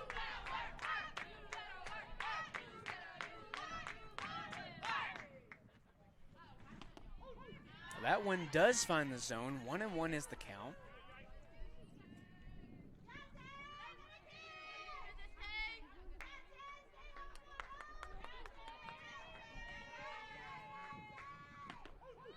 That one getting the zone as well. 1-2.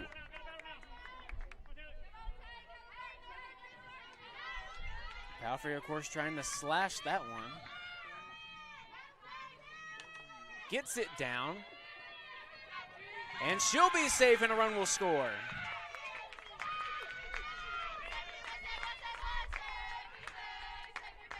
And that's what the slash does for her. She's a ground ball queen and gets it down for the RBI single.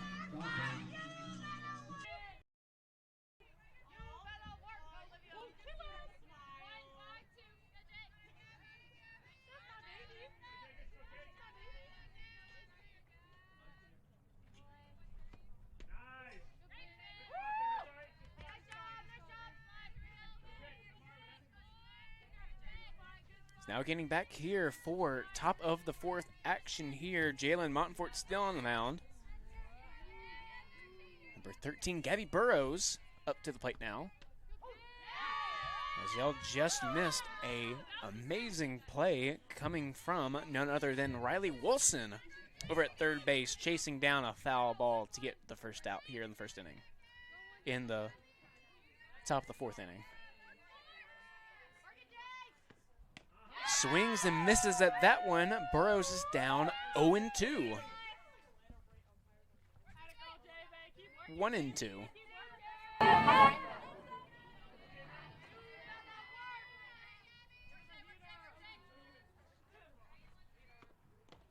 That one bouncing to the plate, 2-2.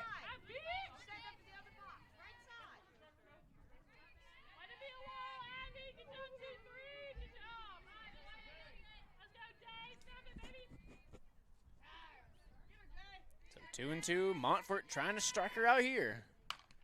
Hot shot down the line in between Johnson and Wilson. So that'll be a single for Burrows. Right now, 2 for 2, has a double and a single in this game. Now Brooke Patterson stepping up. 0 for 1 on the day.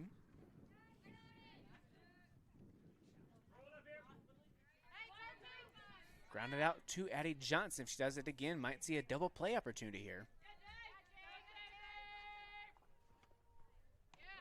Off speed pitch, tries to get her, almost freezes her. But no good, ball 1. That might leave the yard, and it does. So a 2-run home run for Brooke Patterson.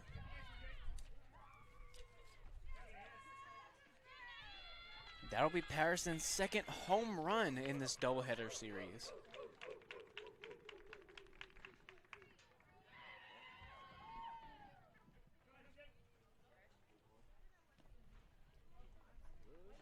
So now here Warriors still up, 7 runs, leading 9-2. Here in the top of the fourth inning.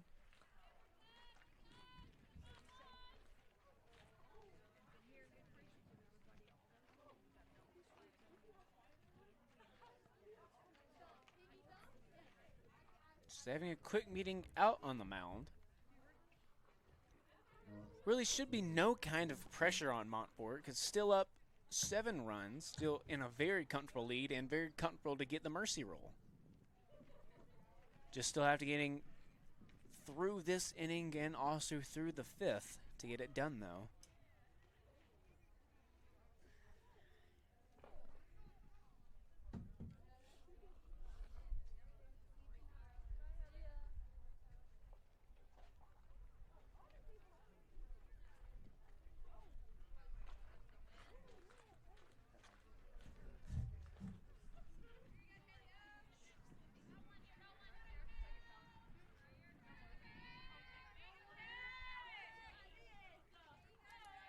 So now stepping in after Patterson's 2-run homer, it is the pitcher, but it'll be Kelly Odom instead of Engel.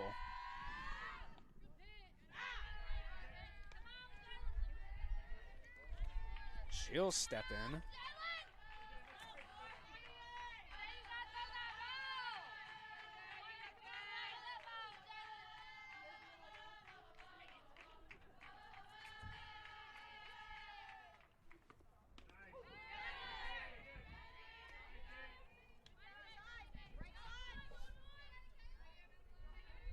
Odom sitting in the 1-1 count so far. Of course, nobody on, 1 out. You'd love to see the Warriors get the out right here. Get some momentum going. Off-speed pitch. They'll take that one. Warning track. And that'll be caught.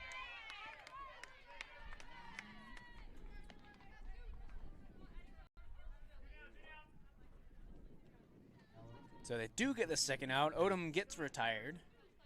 And that'll bring up number 24. That's Peyton Raybon. Behind the plate. So they go pitcher, then catcher. Montfort does deliver. That one missing high and out for ball 1.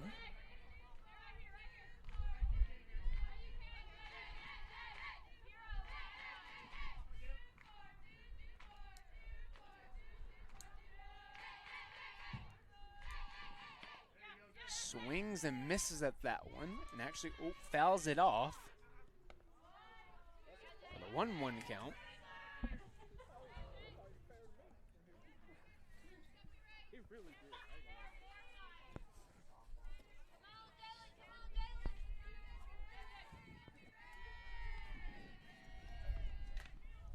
That one missing out.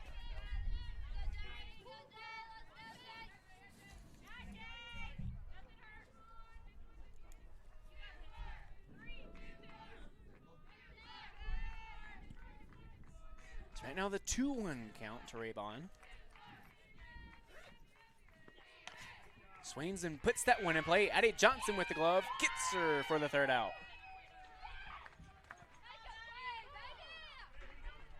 So just the 2 runs allowed. Warriors still up by 7 here as we go to the bottom of the 4th.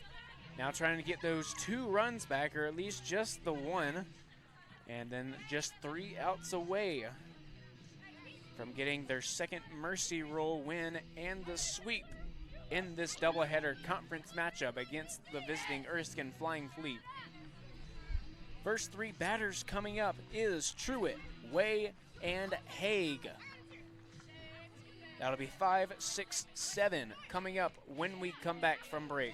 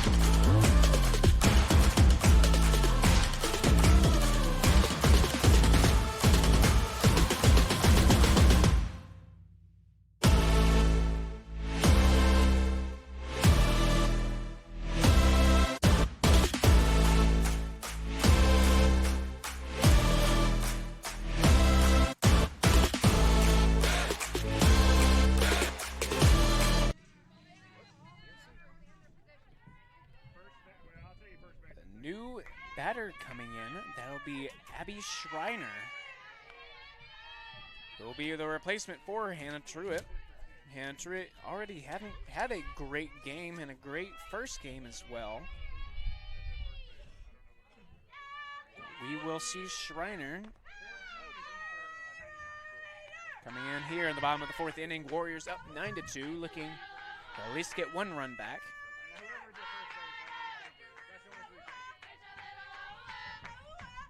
1-1 the count right now to Schreiner. That one does get in there for strike 2.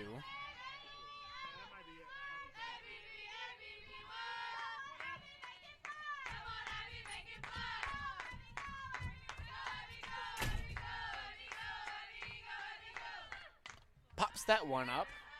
Looking like that'll go foul. And does. So count staying at 1-2.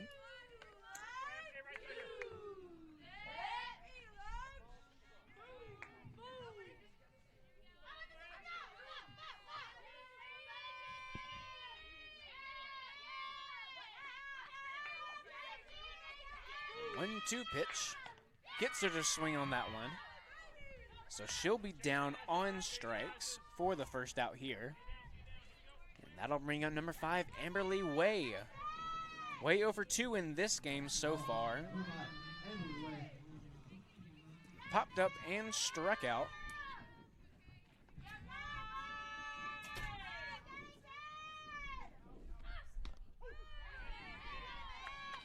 First pitch to her is in there for strike 1.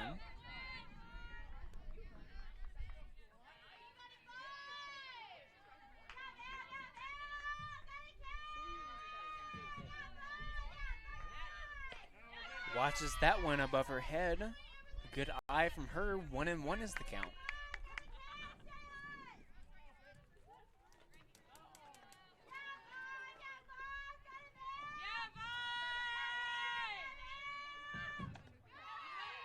she'll take a swing and miss on that one. 1-2 now.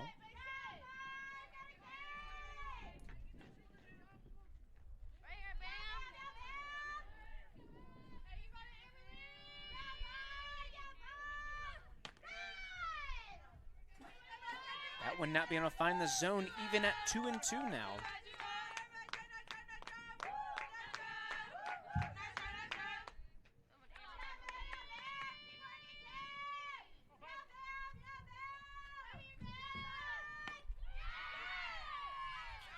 She'll swing and miss at that one. She'll strike it for the second time today.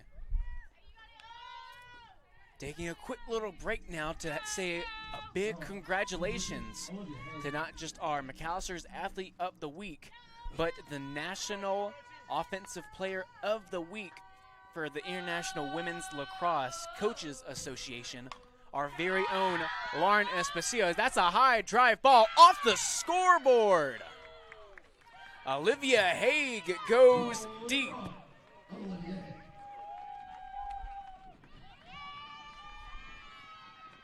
Her second home run of the season. Not just the ace for the Warriors on this season, but a powerhouse at the plate. Knew it as soon as she hit it. And now the Warriors lead by 8. All they have to do now is just hold on for 3 outs. But going back, our very own Lauren Esposito, the National Offensive Player of the Week for the IWLCA, International Women's Lacrosse Coaches Association. So a congratulations to her as she tied the D2 record for goals in a game and broke our school record for goals in game with 15 goals against our game against Lees McRae. So congratulations to her. Riley Wilson stepping in with 2 outs here, has the 1-1 count.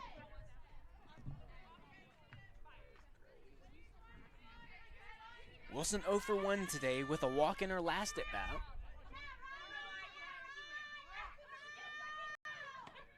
She swings and misses at that offer as well. 1-2 is the count to her.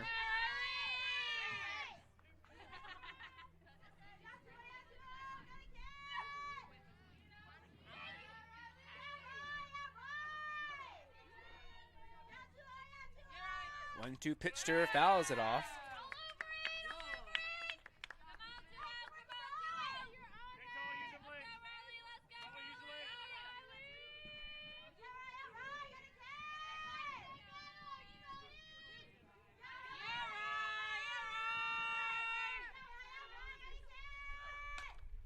Pops it one up.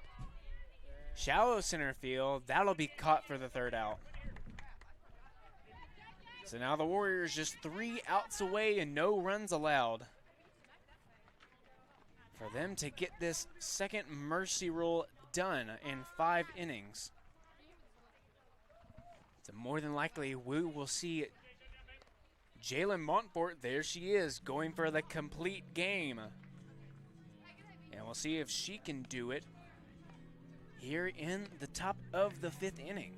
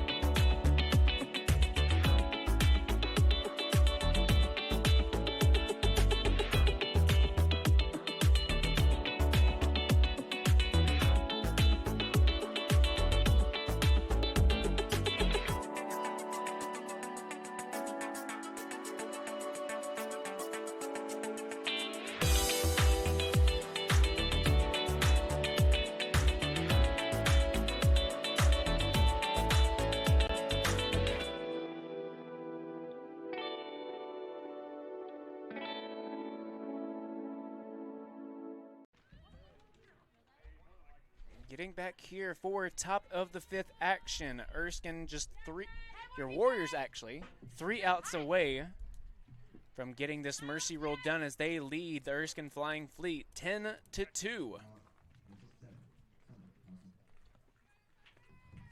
And a new batter coming in for Erskine, replacing Johnson. That'll be number 67, Summer Nelson. Nelson, usually a right-handed pitcher, sophomore from Beaufort, North Carolina.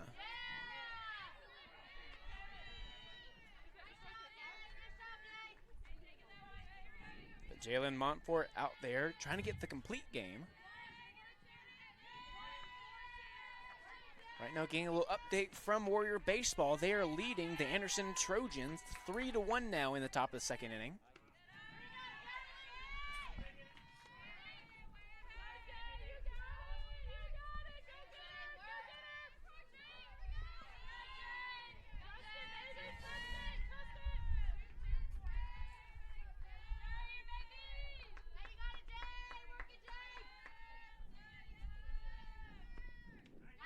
Get a swing and miss on that one.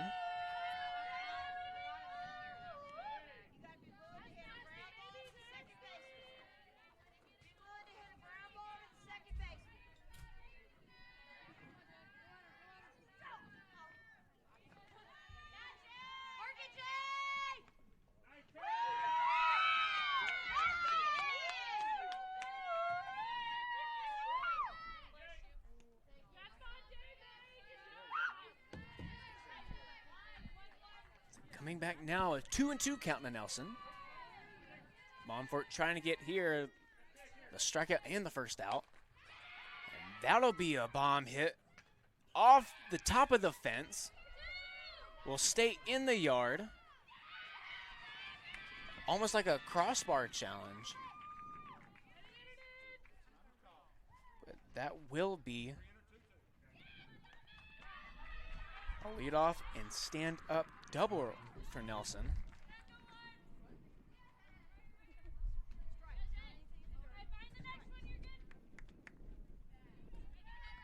So now Haley Patterson will step in, the 9-hole hitter for Erskine.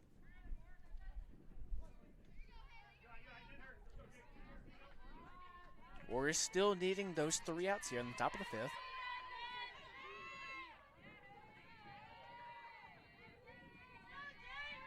Montfort delivers, fouls that one off.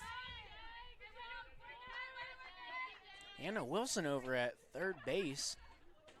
Almost thought that she was going to lay down the bunt, so she was getting very close.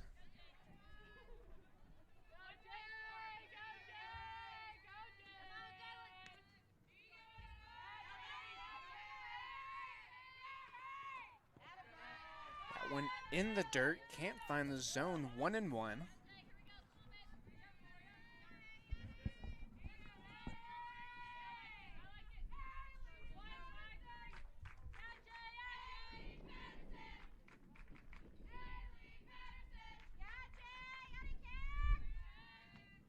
Patterson swings and misses at that one.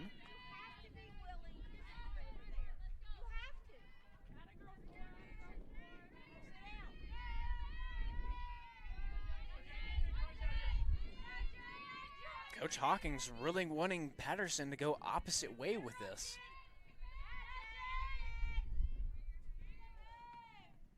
Off-speed pitch in the dirt, bounces to the plate. 2-2 is the count.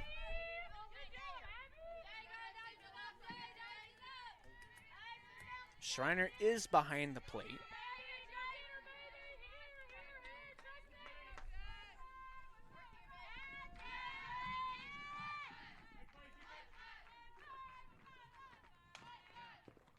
Fouls that one off. So count will stay at 2-2.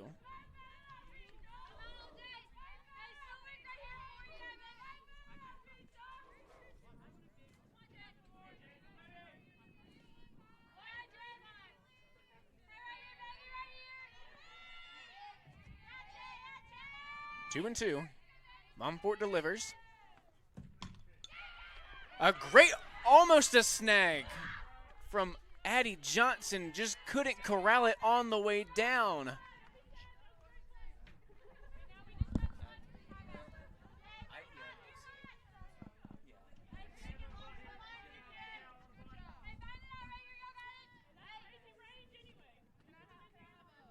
almost one of the plays of the game coming from Addie Johnson, but going down as a base hit, unfortunately.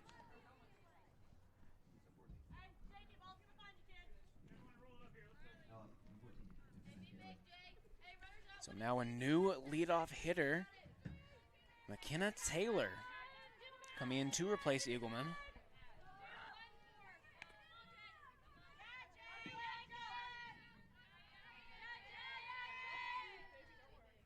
No outs still. Monfort delivers. First pitch to her is ball one. Of course, Hannah Wilson playing very close, so Addie Johnson having to get over to take away that stolen base.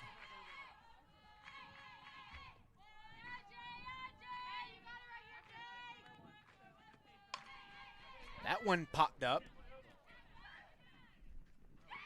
And that one is caught. Actually, no. It's a home run. So a 3-run blast for Taylor.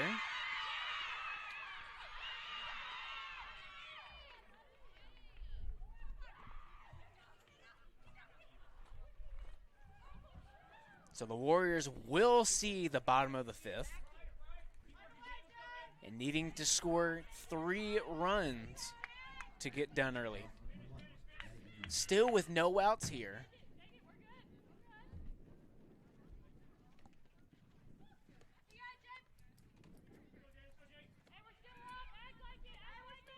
That home run by number 14, McKenna Taylor, the 5'4" sophomore from Duncan, South Carolina.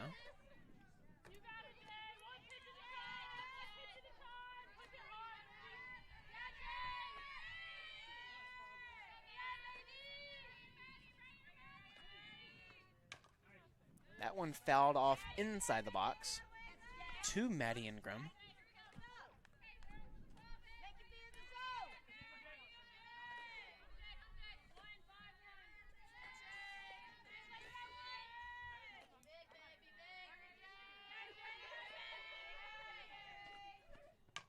That one fouled off again, now in the 0-2 hole.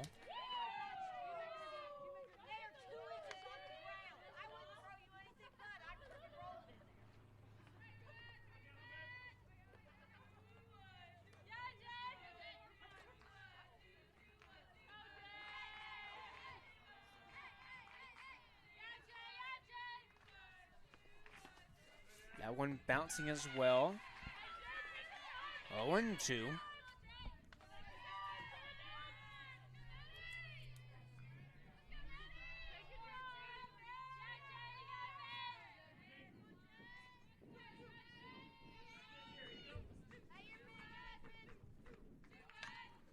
That one sent in the gap. A diving play! What a great diving play coming from, that'll be Olivia Haig out in left field. Has pitched great, has hit great, and just making great plays all around with the diving play to save possibly a double or even a triple. So that will be the first out here in the top of the 5th inning.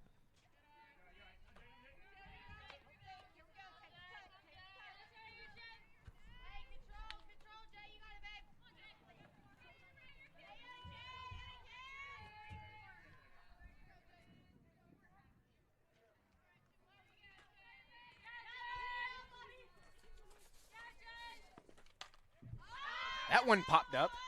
Haig is under it for the second out.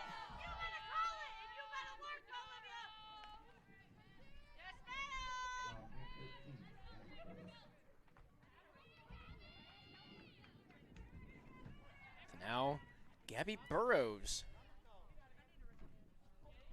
will step up to the plate. It's 2 for 2 on the day with a double and a single.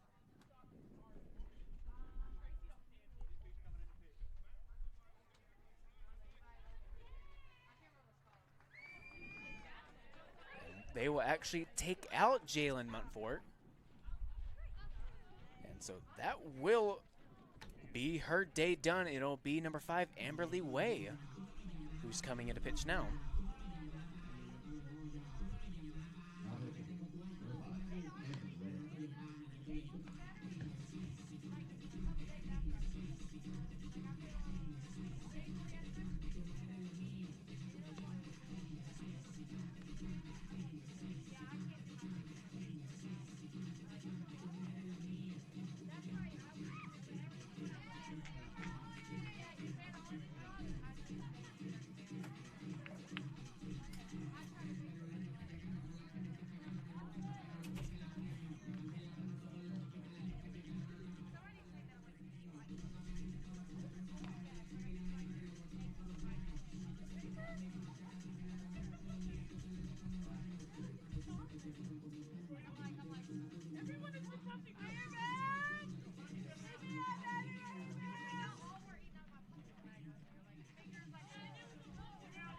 So Montfort's final stat line will be 4 2/3 innings pitched, 21 batters, 1 strikeout, no walks, 7 hits, 5 runs, and 5 of those being earned.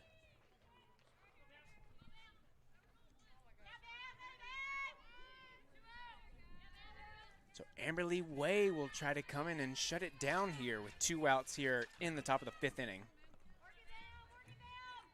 As Gabby Burrows will step in. First pitch to her, grounded out to Addie Johnson. That'll end the inning. So now the Warriors need 3 runs to end this inning, or to end this game early. And we will try to see if they can get that done just as they did in the last game where they also won 13-5. And that's what they'll need here if they want to get done early in 5 innings.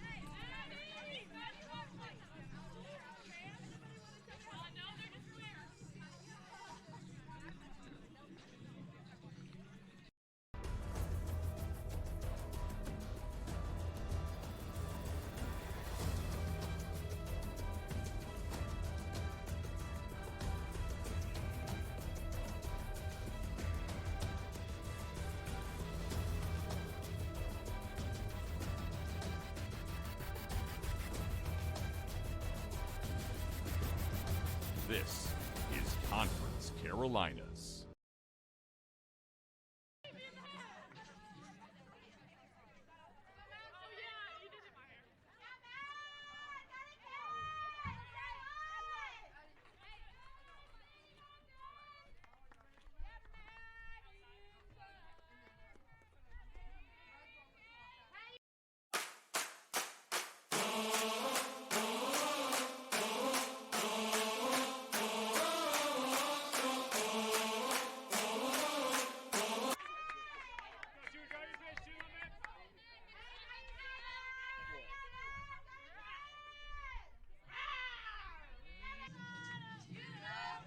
After the lineup coming from Madison Truitt here in the bottom of the 5th inning, that brings up the leadoff hitter, Taylor Palfrey. He's 2 for 3 on the game, both with singles, her last one being an RBI.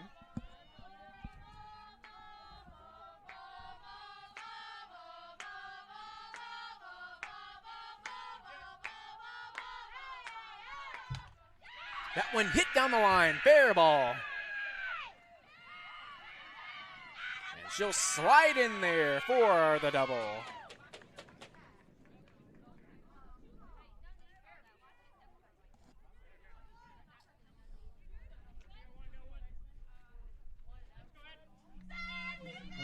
So now bringing up Addie Johnson, who's 1 for 2 on the day with a walk. 2 stolen bases on the game.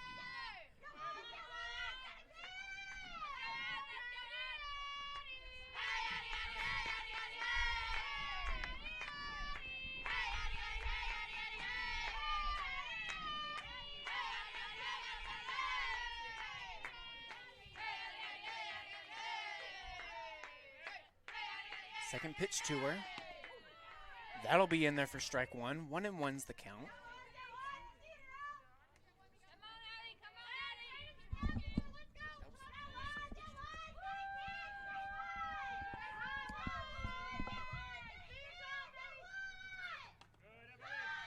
one being ball 2. So 2-1's the count.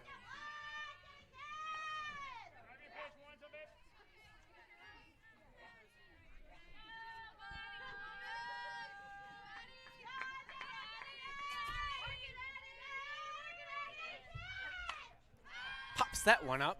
Shallow center field. That one will be caught.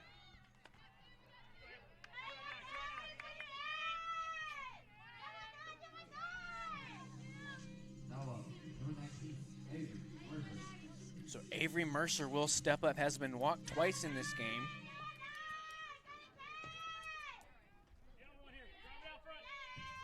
Leading her in a big spot now with 2 down. First pitch is up top, no good, ball 1.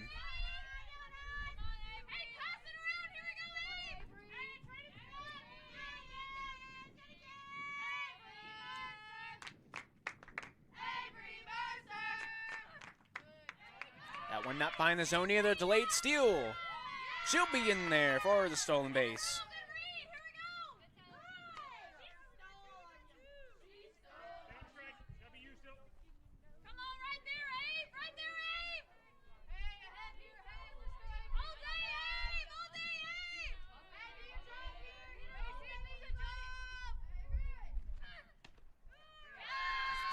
Is the count to Mercer now.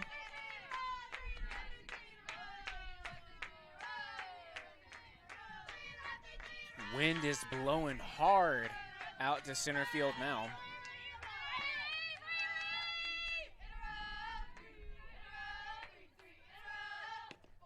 she'll be walked for the 3rd time today. Just in this game. That'll bring up Talissa Kennedy. Kennedy is 0 for 3 on the day with 2 strikeouts, both in the 1st and 2nd inning. You'd love to see her go deep in a moment like this. First pitch to her is called strike 1.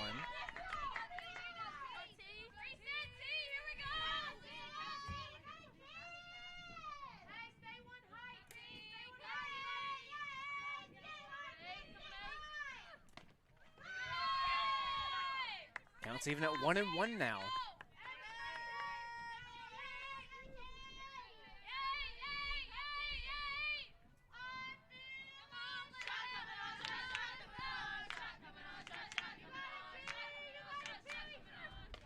That one can't find the zone. That's up top.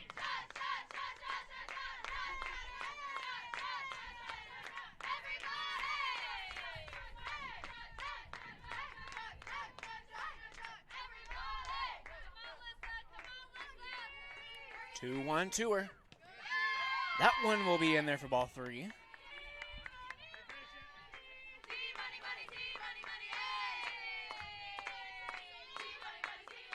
So base hit, ball 4 for Talissa Kennedy right here. Swings and misses at that one. So now a full count here with 2 outs. So, of course, you'd see Mercer probably go.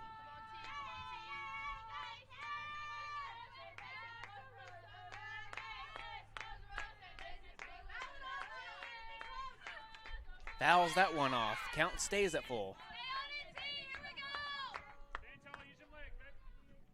If Candy does get on base, it'll be Schreiner, who is on deck right now.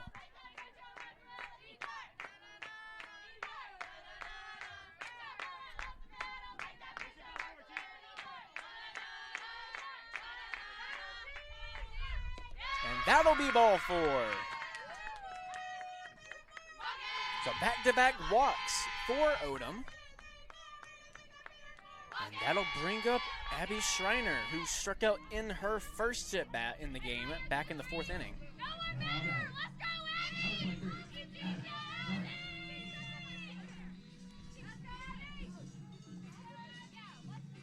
Schreiner coming into this game before her strikeout, hitting .292 through 24 at-bats, does have a home run. It hits her. First pitch. So that'll score a run. And bases will stay loaded. And Amberly Way will step in.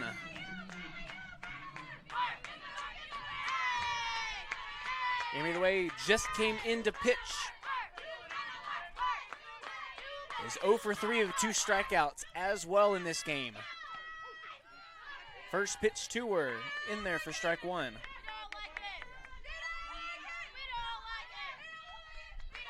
Base hit would more than likely win it for the Warriors here. Bases loaded. 11-5, Warriors needing 2 runs here. A good eye from her. 1-1's the count. Field umpire says she did not go and really looked like she obviously did not go.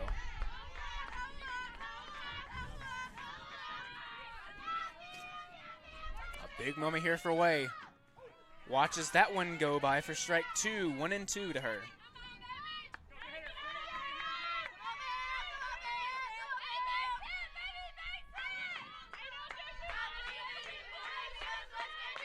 Amberly Way needing to protect here. High, 2-2.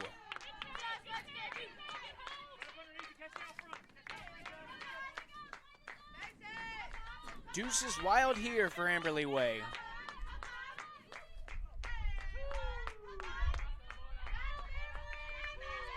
2-2 pitch coming. Outside. Ball 3. Full count. 2 outs. Really base hit ball 4 here. Alyssa Kennedy representing the technical winning run. Pops it up. And that'll be out number 3. A big moment could have been there for Amberly Way. But that will end the 5th inning, so the Flying Fleet do stay alive for now.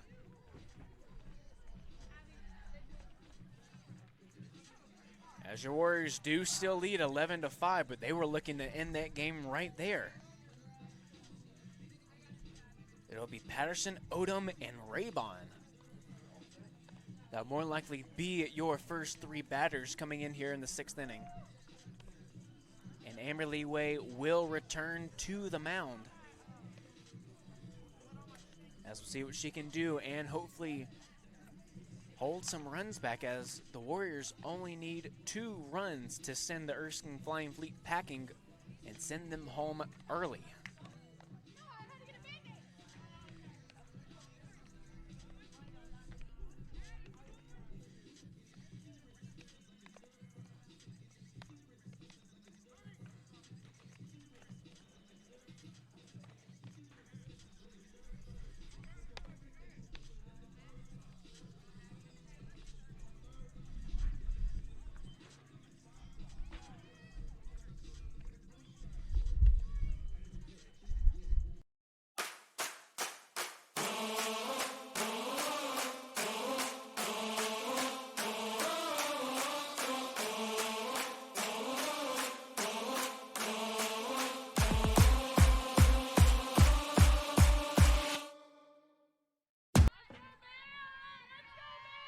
New hitter coming in here for the Flying Fleet in the top of the 6th inning. That'll be number 32, Ellie Rapson.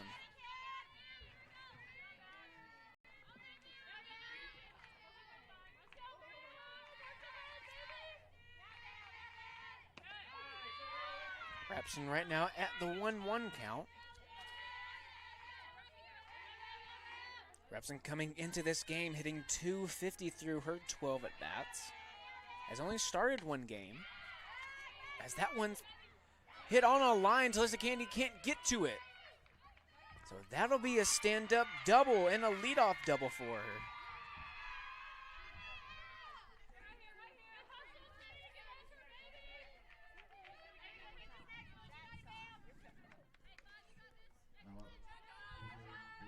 And you can hear Coach Hawkins. All she's saying to Kaylee Odom is backside, backside. And of course, backside meaning that scores a run. As first pitch to Odom is in there for strike one.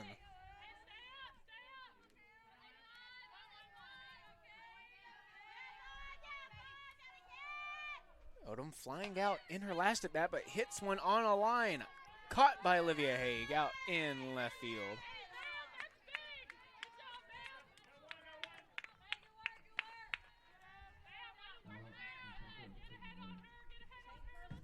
Peyton Raybon now stepping in. It's 0 for 2 on the day, or in this game at least. Has grounded out to both Riley Wilson and Addie Johnson.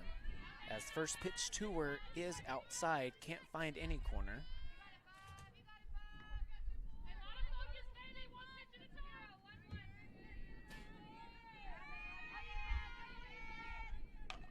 Dribbles that one. Addie Johnson trying to get a glove on it.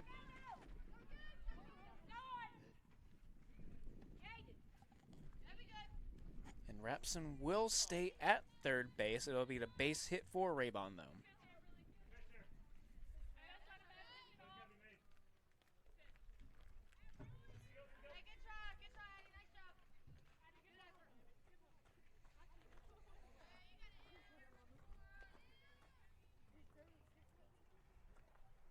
Looking like it'll be a new hitter replacing Nelson here. And it'll be number 22, Emily Johnson. She'll re-enter herself.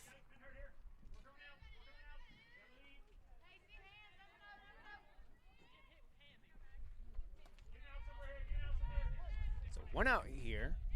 Runners on the corners. Shows bunt. Can't get it down.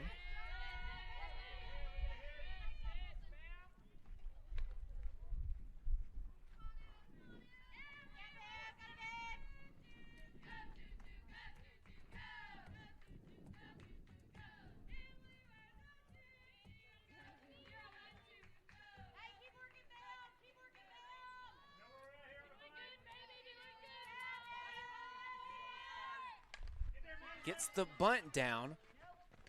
Out at first base. Runner does not leave third. So we will have 2 outs.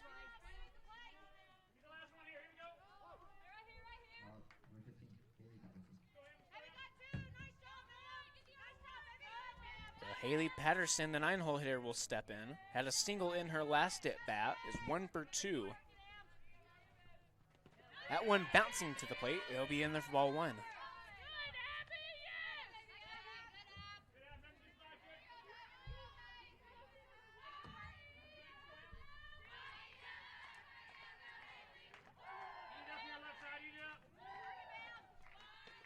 That one's high. 2-0 is the count.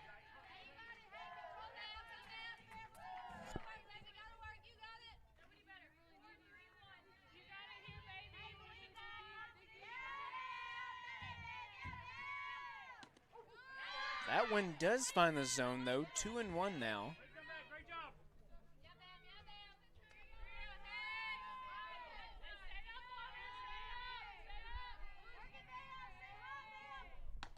That one finds the zone. 2-2, just 1 strike away.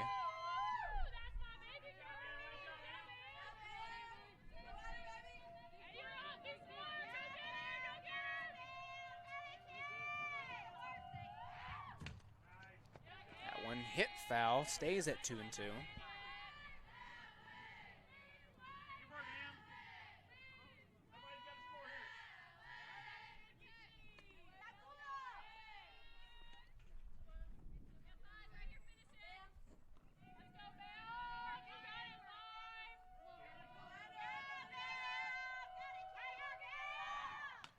Fouls that one off as well, count still at 2-2.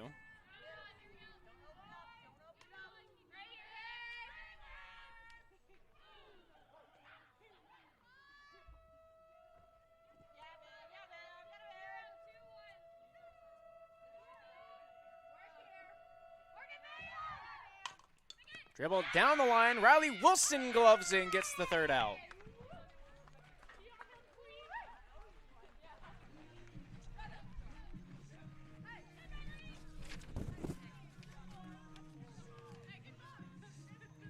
So a great play from Riley Wilson, saves a run from scoring.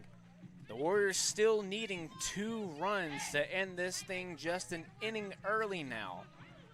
If they can't get, of course, they'll go to the top of the 7th and just try to hold Erskine from there.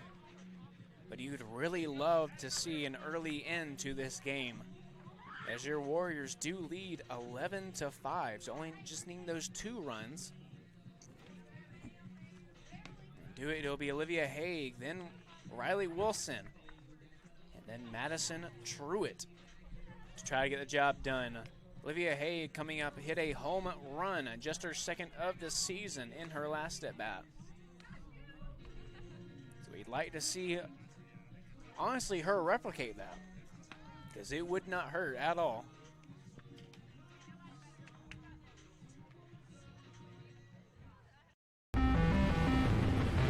This is it.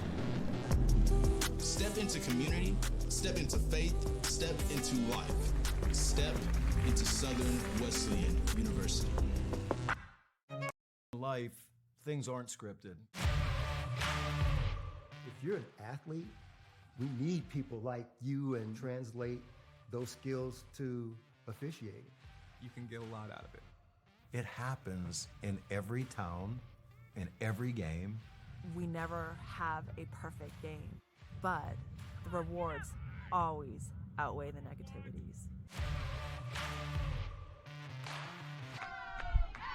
Getting back here in the bottom of the 6th inning, Olivia Haig leading off here for the Warriors. Has a 2-0 count on her, so hitter's count for her. Not looking to really force anything. Up 11-5. All you're trying to do is just get 2 runs on the board. Pops that one up, though, in shallow center field. That'll drop down for a base hit.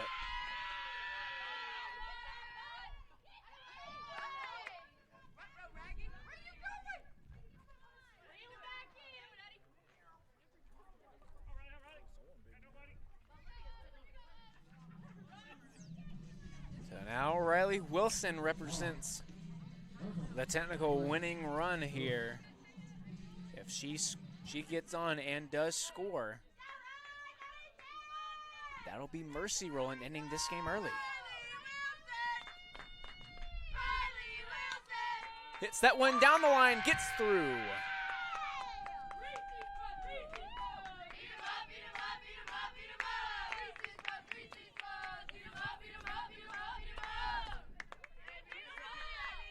So now Madison Truitt up to bat now.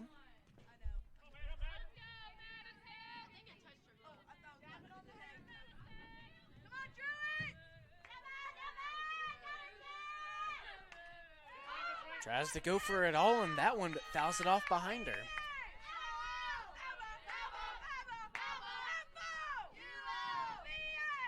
Madison Truitt does not have a home run to her name on the season.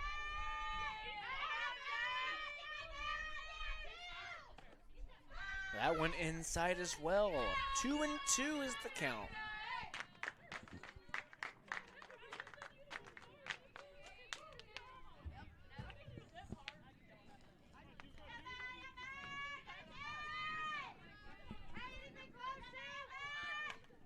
Pops that one up.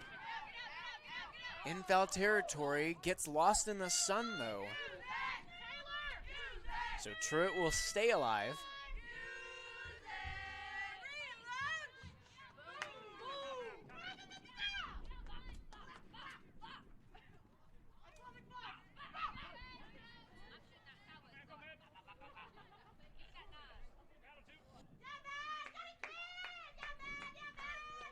That one high, full count we go. So base hit, ball 4 for Madison Truitt.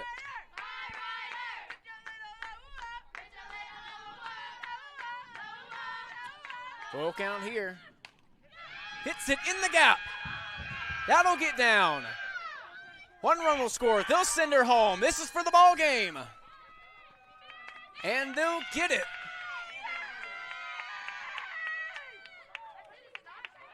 And that'll end it. Your final score, 13-5. Adder Madison Truitt has a walk-off double in the gap.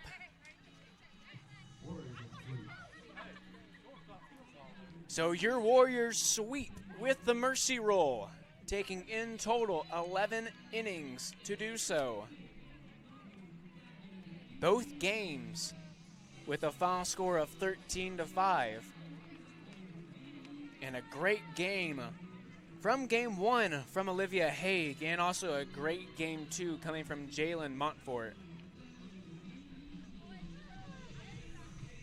We thank you for joining us for this doubleheader conference matchup and watching your Warriors take down the visiting Flying Fleet. But now your Warriors go 15-11 on the year and 5-1 in conference play. But Erskine will fall to 4-20 now and 1-5 in conference. Your Warriors rising up on the leaderboard in conference play. But join us tomorrow as we will have coverage as our women's lacrosse team will take on the visiting Fort Lewis women's lacrosse team all the way from Colorado. So quite a little bit of long ways, but Fort Lewis also taking on Young Harris today, then your Warriors tomorrow, and then on Friday they will be taking on the Emmanuel Lions. So we have coverage of that tomorrow and hope you'd like to join us. I've been Matt O'Banion, and good night.